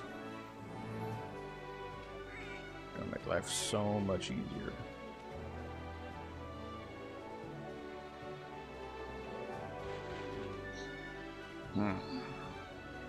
It's a good hunt. Oh right, Zindoga has a chargeblade. I need to remember how to reach that point in terms of it, unless it's something I craft from scratch. Probably upgrade tree. Probably. It usually ends up being like that. Wait a minute. Okay, I might know. I might know.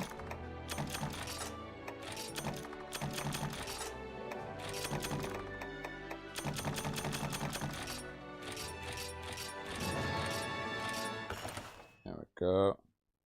Like, I'm gonna be under the assumption that maybe it's related to the Horror Zofa, the... What's it called again? The Malfestio's chargeblade. No, never mind. Could be different.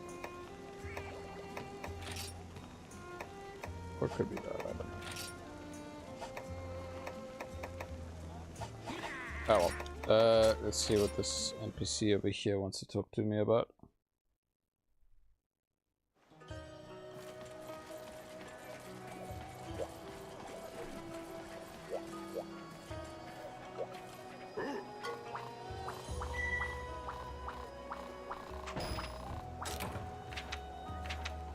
Master Ale.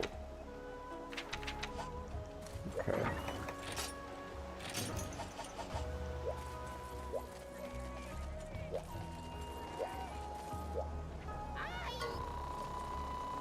Okay, Now we have access to the decoration. Well, now we can craft the razor decoration because of that one Zinogre shell, so that's good. And now we can actually make the mech set. So, it involves the... let me adjust the camera a bit so it's easier to admire the hunter a bit better.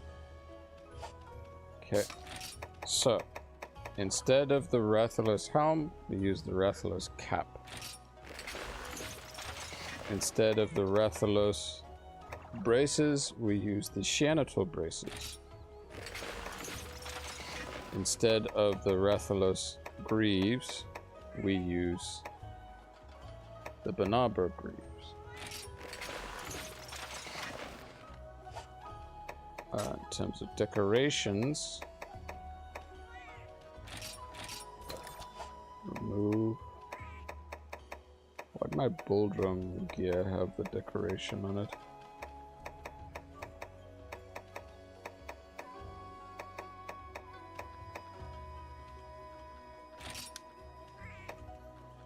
Remove all currently equipped, that's much better. Alrighty. Talismans.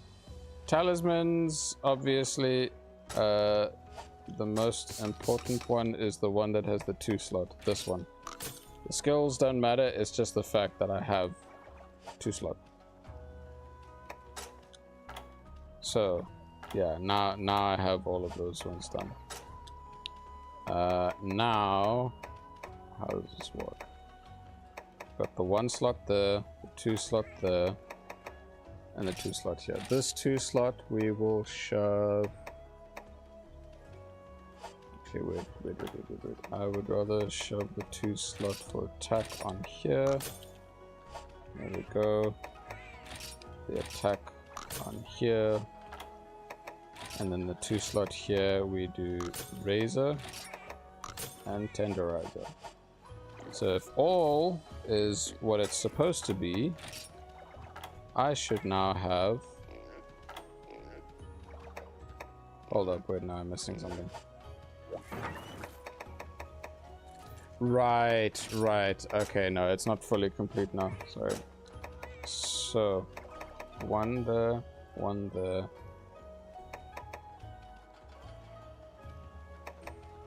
Glove, that's it. I forgot the glove. There we go. Now we should have the 3 skills. We have attack up S, razor sharp, and weakness exploit. Cool. I want the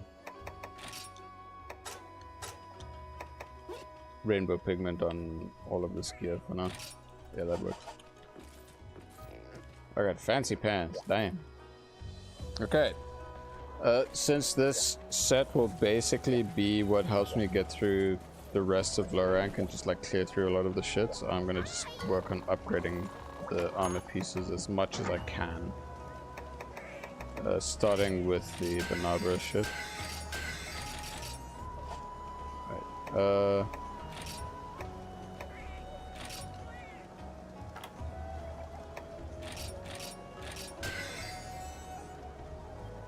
Okay, advanced armor sphere I can't do anything about, so I'll just have it stay at 30 armor.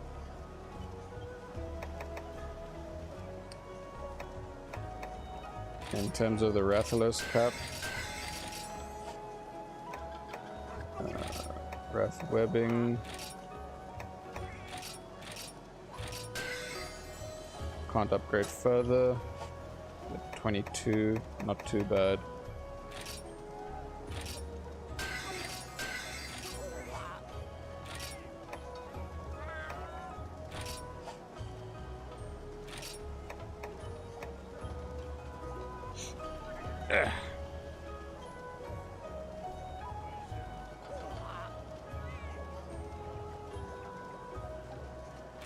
Yeah, that, and then one of those. Alrighty. That's much better in terms of that armor. Crab. I have more than enough of those, so I'll just use that then. Can't go further yet. Rathalos folds.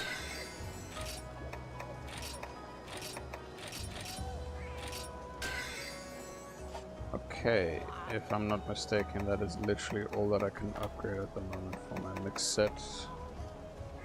Yeah. So, I do not have any negative skills, thankfully activated. I just have attack up small, sharpness, and tenderizer. All three really good. The sharpness is a huge benefit because it's like doubling the sharpness duration. Yeah, no, it's perfect. In terms of attack, because I do have the... Oh my god. Yeah, no, basically like that bump up with the defense is worth it. 140 attack plus the attack up small plus the power charm is good. Yeah, and your boy is definitely gonna be epic. I'm liking these fancy pants. These fancy pants are great. So, the next boy is Seregios. I am going to use Mizutsune Chargeblade for a bit. Equipment sets, register set. Overall, I should just enjoy wearing the set regardless of, like, thingies. So I'll say Wrath. No, I'll call it Fancy Pants. Fancy. Instead of a space, I'll just have this. Huh? Yeah, shit. Will I be able to fit in pants or not? Fancy pants. Oh.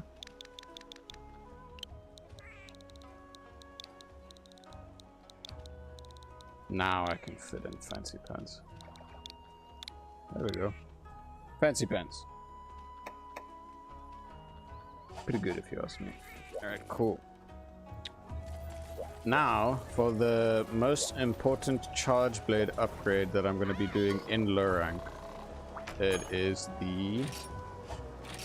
Wait, first things first I want to see is the new chargeblade that I can craft from scratch. There is not. Okay.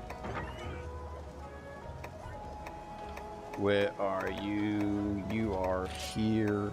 I need Seregios Talon, Airblade Shard, Seregios Blade Scale. So that I have a 140, 10 affinity, a bit of blue, plus the added hidden bonus about its sharpness thing. Excuse me. Alrighty, well, best thing to do is just overall slap a Seregios and see how that goes. I assume water's good against it. I may be wrong. I'm just assuming for now. Oh, wait, there's got a bunch of new quests. No, just one. Alright, 1,000 Scales of Dread.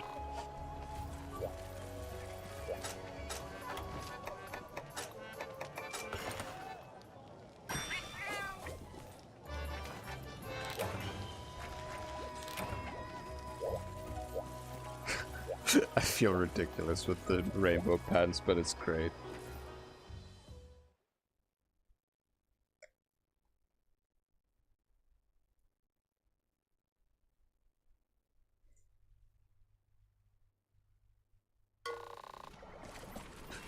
Ah, okay, convenient. He's literally in the next area.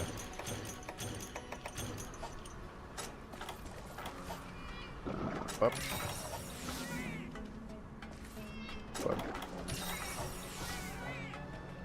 Let's go.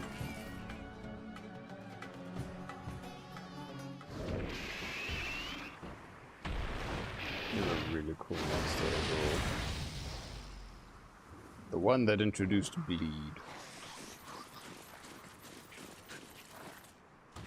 I've yet to fight him in the original game that he came in.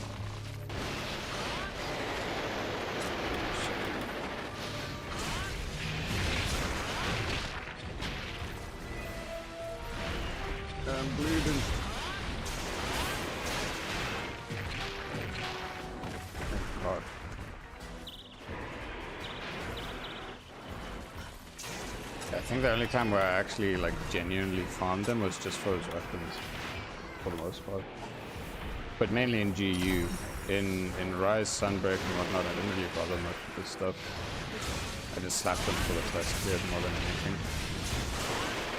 Like, it was cool having him in there, but it's just like instead his weapons didn't have, you know, the default like little bit of the sharpness thing.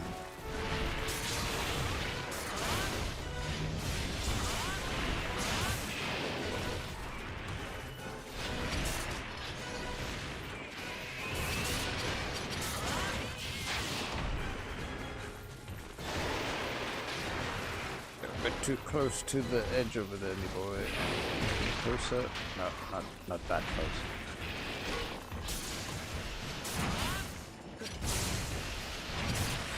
I did not mean to do that.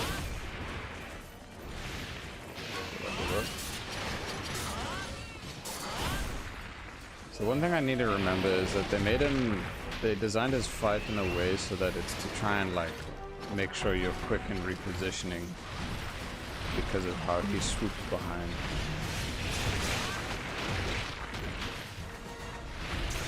Speed, man.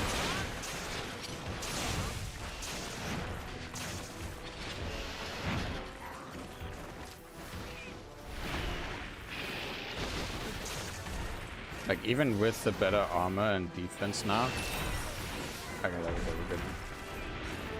It's still quite a pain. War of attrition.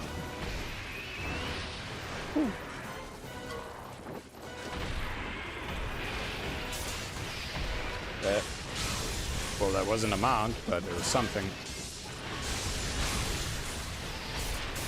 That is also very good to have happened.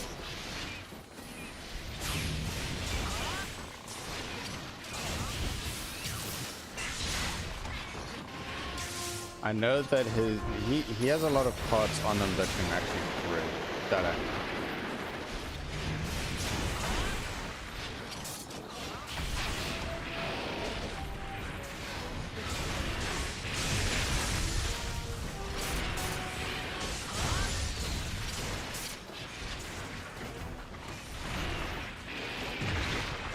Damn it.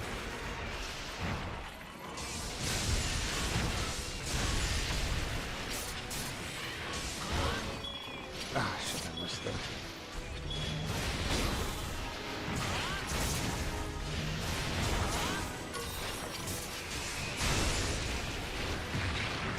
Oh, shit. Okay.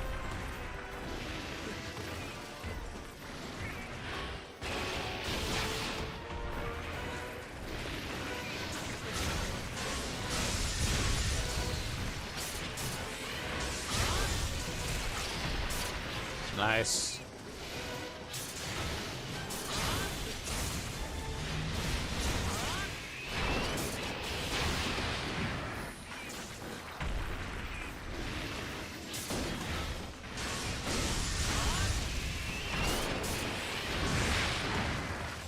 Shit.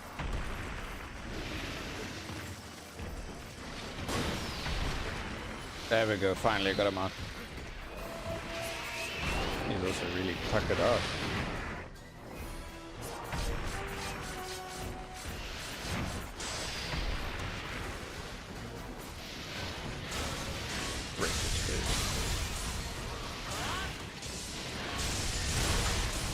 There we go.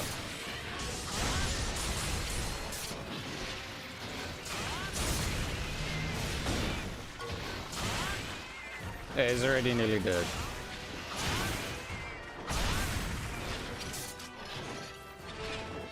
Good progress. Very good progress.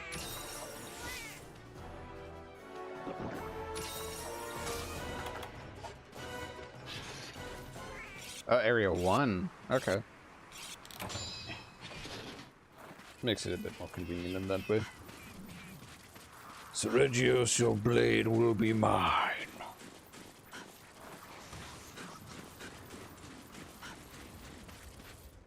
So nice having razor sharp. So nice.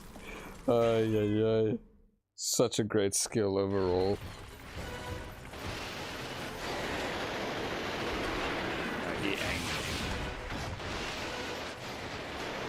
I thought I could dodge that. You dodge this? You can.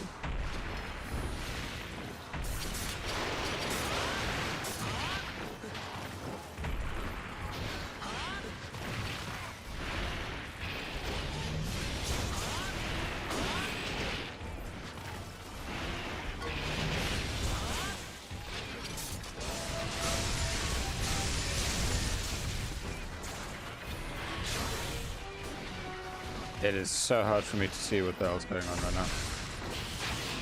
Okay, no, we're good, we're good.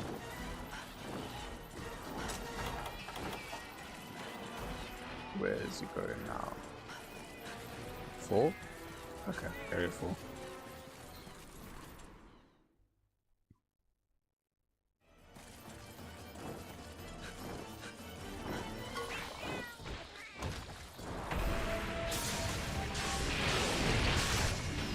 There we go.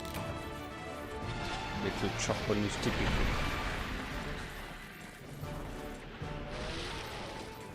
Alrighty, so I have absolutely no clue in terms of his parts and what's needed. Okay, so blade scale, I need 4 of those. Air blade shard, I need 2.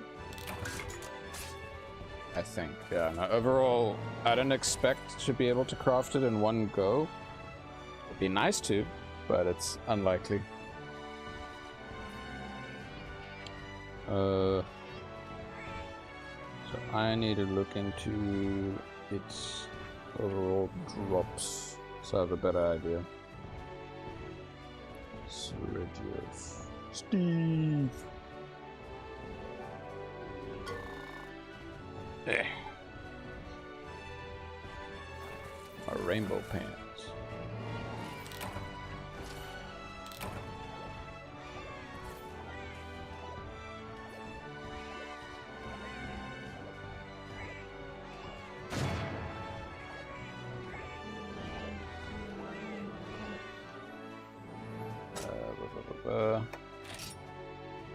Blade scale, air blade shots, Sundra, wing talon, Sundra talon.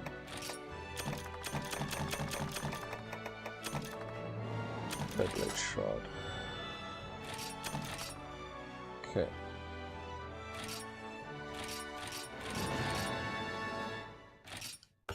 Well, overall, I just hope that I got a lot of the parts from that.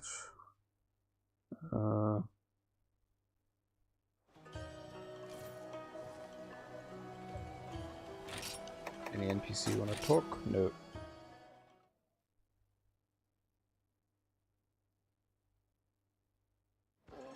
Ah, he's actually more weak to thunder. Okay. Well then let me swap back to my Lakiakris chargeblade. That's it, Lagia Storm. Much better. Okay, so in terms of Sergius,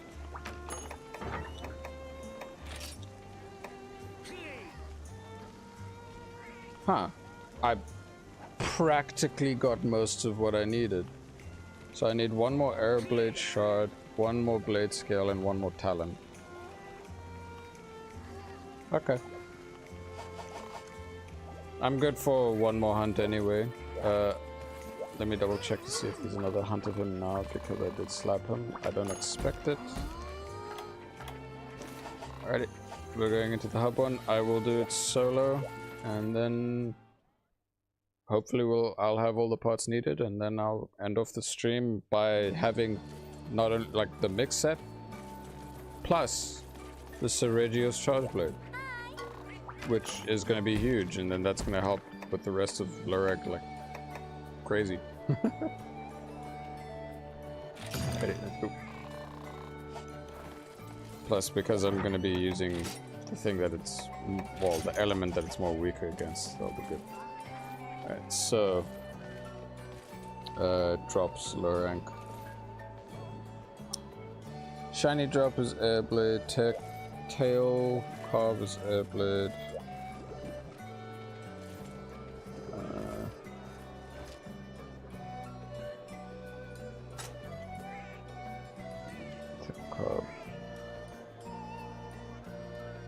capture.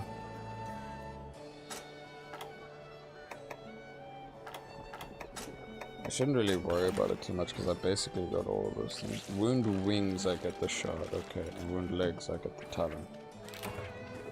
Well, I was just hitting everything just willy-nilly, so I was hitting the right parts and breaking the right parts, so that's good. Don't really need to care too much about the horn or anything extra like that.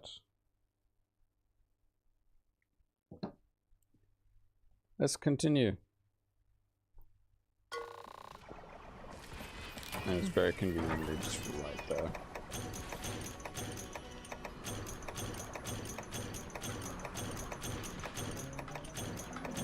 I wonder if alchemy style is just a really great style to have against, well, when you're farming Saragios, because then you can just heal back up with all the healing shit and whatnot.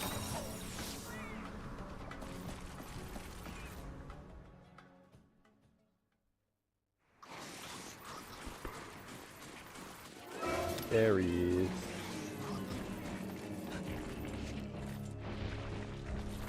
Nope. Nope. Why am I missing? Oh my god. Thank you. I was just missing all of them. What the hell? Start early with some mounting attacks.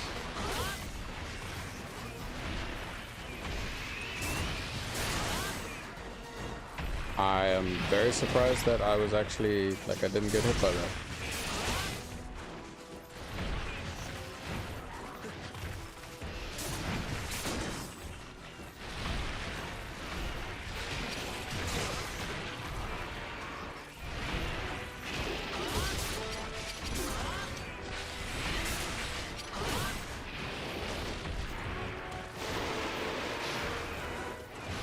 Come on, daddy.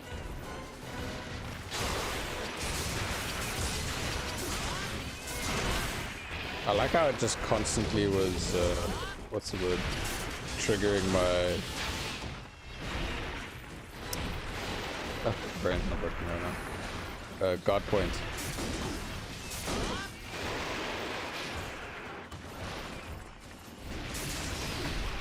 There we go, easy enough. I need to break the wing and the foot. The foot is the thing I need to break more, well, prioritize more.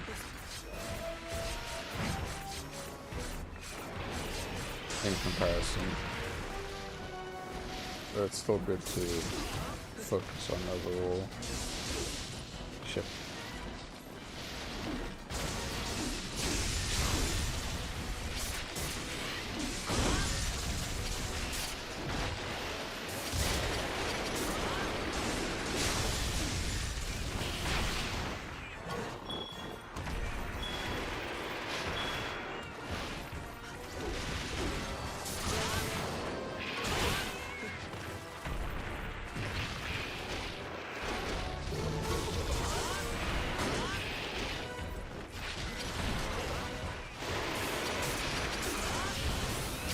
Still long enough. Yep. I got some damage in with her. Heartbreaking damage, I don't know.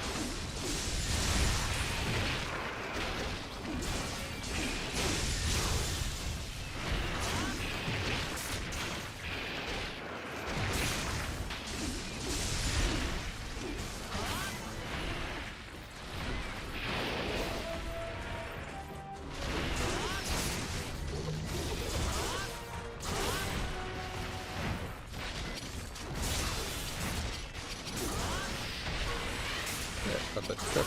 It's good.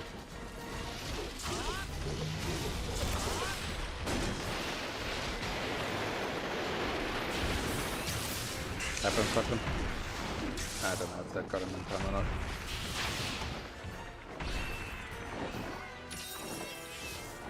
He's going to another zone.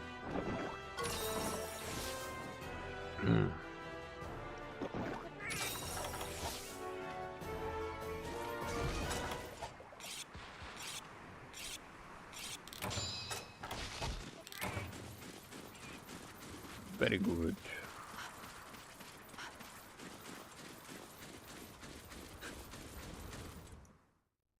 Is he going to eat something? No, he's not.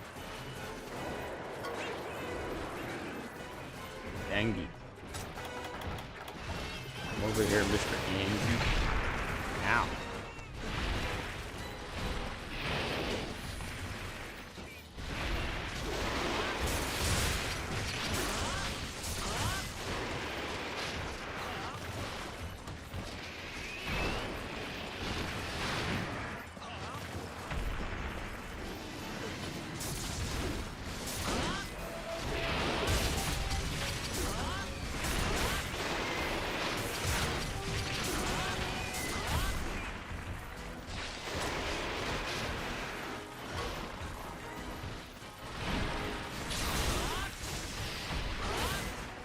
I don't know what that was exactly, but I'm glad it happened.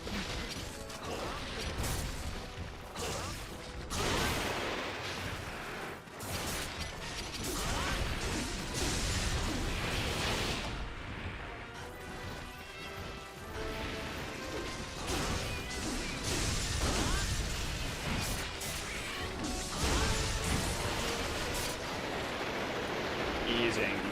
Okay.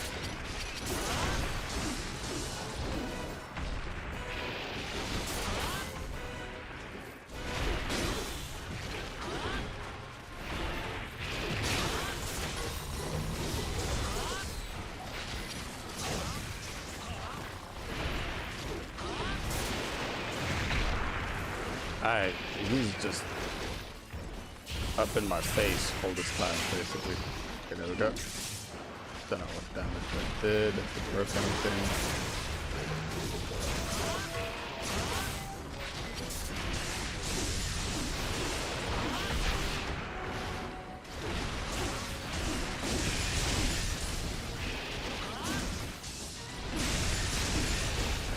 I just had to keep slapping the feet with hope that I break.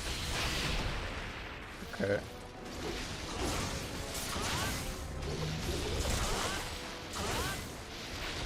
I saw something that seemed like a pot break. That was the... yeah.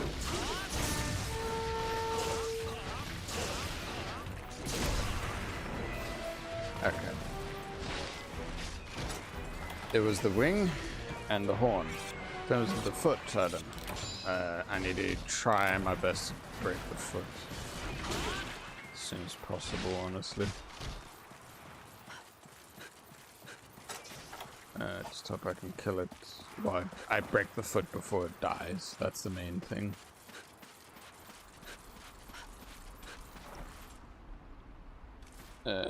Just make sure.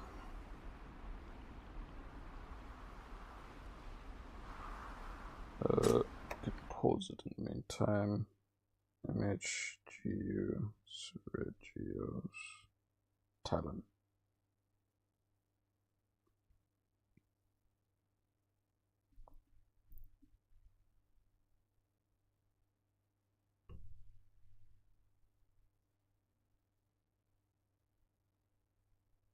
Okay.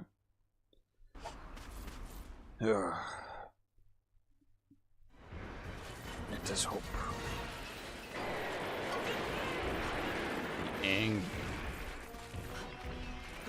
Like, I know in Sunbreak it's quite easy to see or tell how it looks when the foot's broken and stuff, but in terms of here, I don't really know.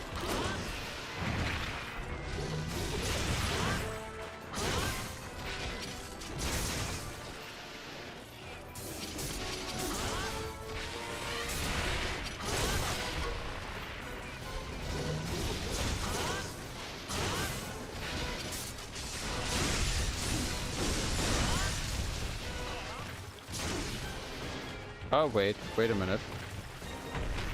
Okay, yeah, no, the one talon's broken. It's got like chips on it. Okay, so I'll be fine then. Because usually whenever I slap it using chargeblade, it just ends up slapping all the hit zones needed to break parts and stuff, so it's never a stress, honestly. It was more just like double checking. I was like, does it look like this when it's supposed to, or no? Very good. Dead. You are not going to interrupt my carve. You need it. Okay. The aggressive Apsaros. Okay, wing talon. Wing talon. Blade skill. So I got the last blade skill I needed. It's just that arrow thingy that I need, and then the foot claw thingy. The regular talon, not wing talon.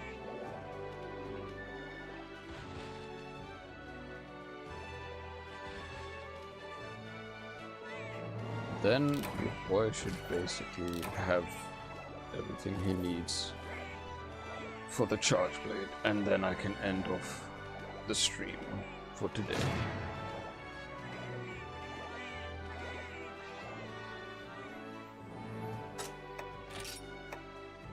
Yep, okay, cool, we got the talons, we're good. Oh shit, wait, I didn't even pay. Okay, yeah, we got the air blade shard, we're good. I wasn't even paying attention if I got enough of the shard. I was just more concerned about the talon.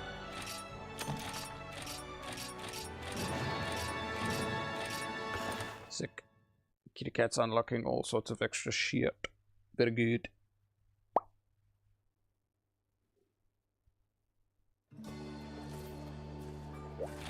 And now for the grandiose finale of the stream for today. Make sure that all of this is here. We got the power charm, mama charm, we unlocked 6-star village. I got a lot of the lava nuggets I set out to do. I farmed up and was able to make the wrath mix set. And now I'm going to craft what is pretty much one of the best low rank charge blades out of all of them.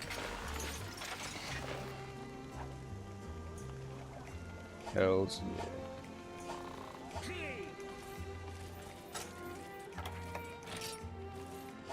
Good chunk of raw, little bit of blue, decent green, overall really cool. Let's have a better look at it here. Hells yeah. I can't have it slower, right? Yeah, no, it's at a regular speed. But yeah. The birth of Fancy Pants and his mighty charge blade. Very good. All is good. And now it's time for the usual YouTube stuff. Thank you all for coming around. My name is Hopco. If you enjoyed what you saw, please leave a like. If you want to see more, please subscribe. And yeah, I hope you all have a good one, and wishing you all the best. Until next time.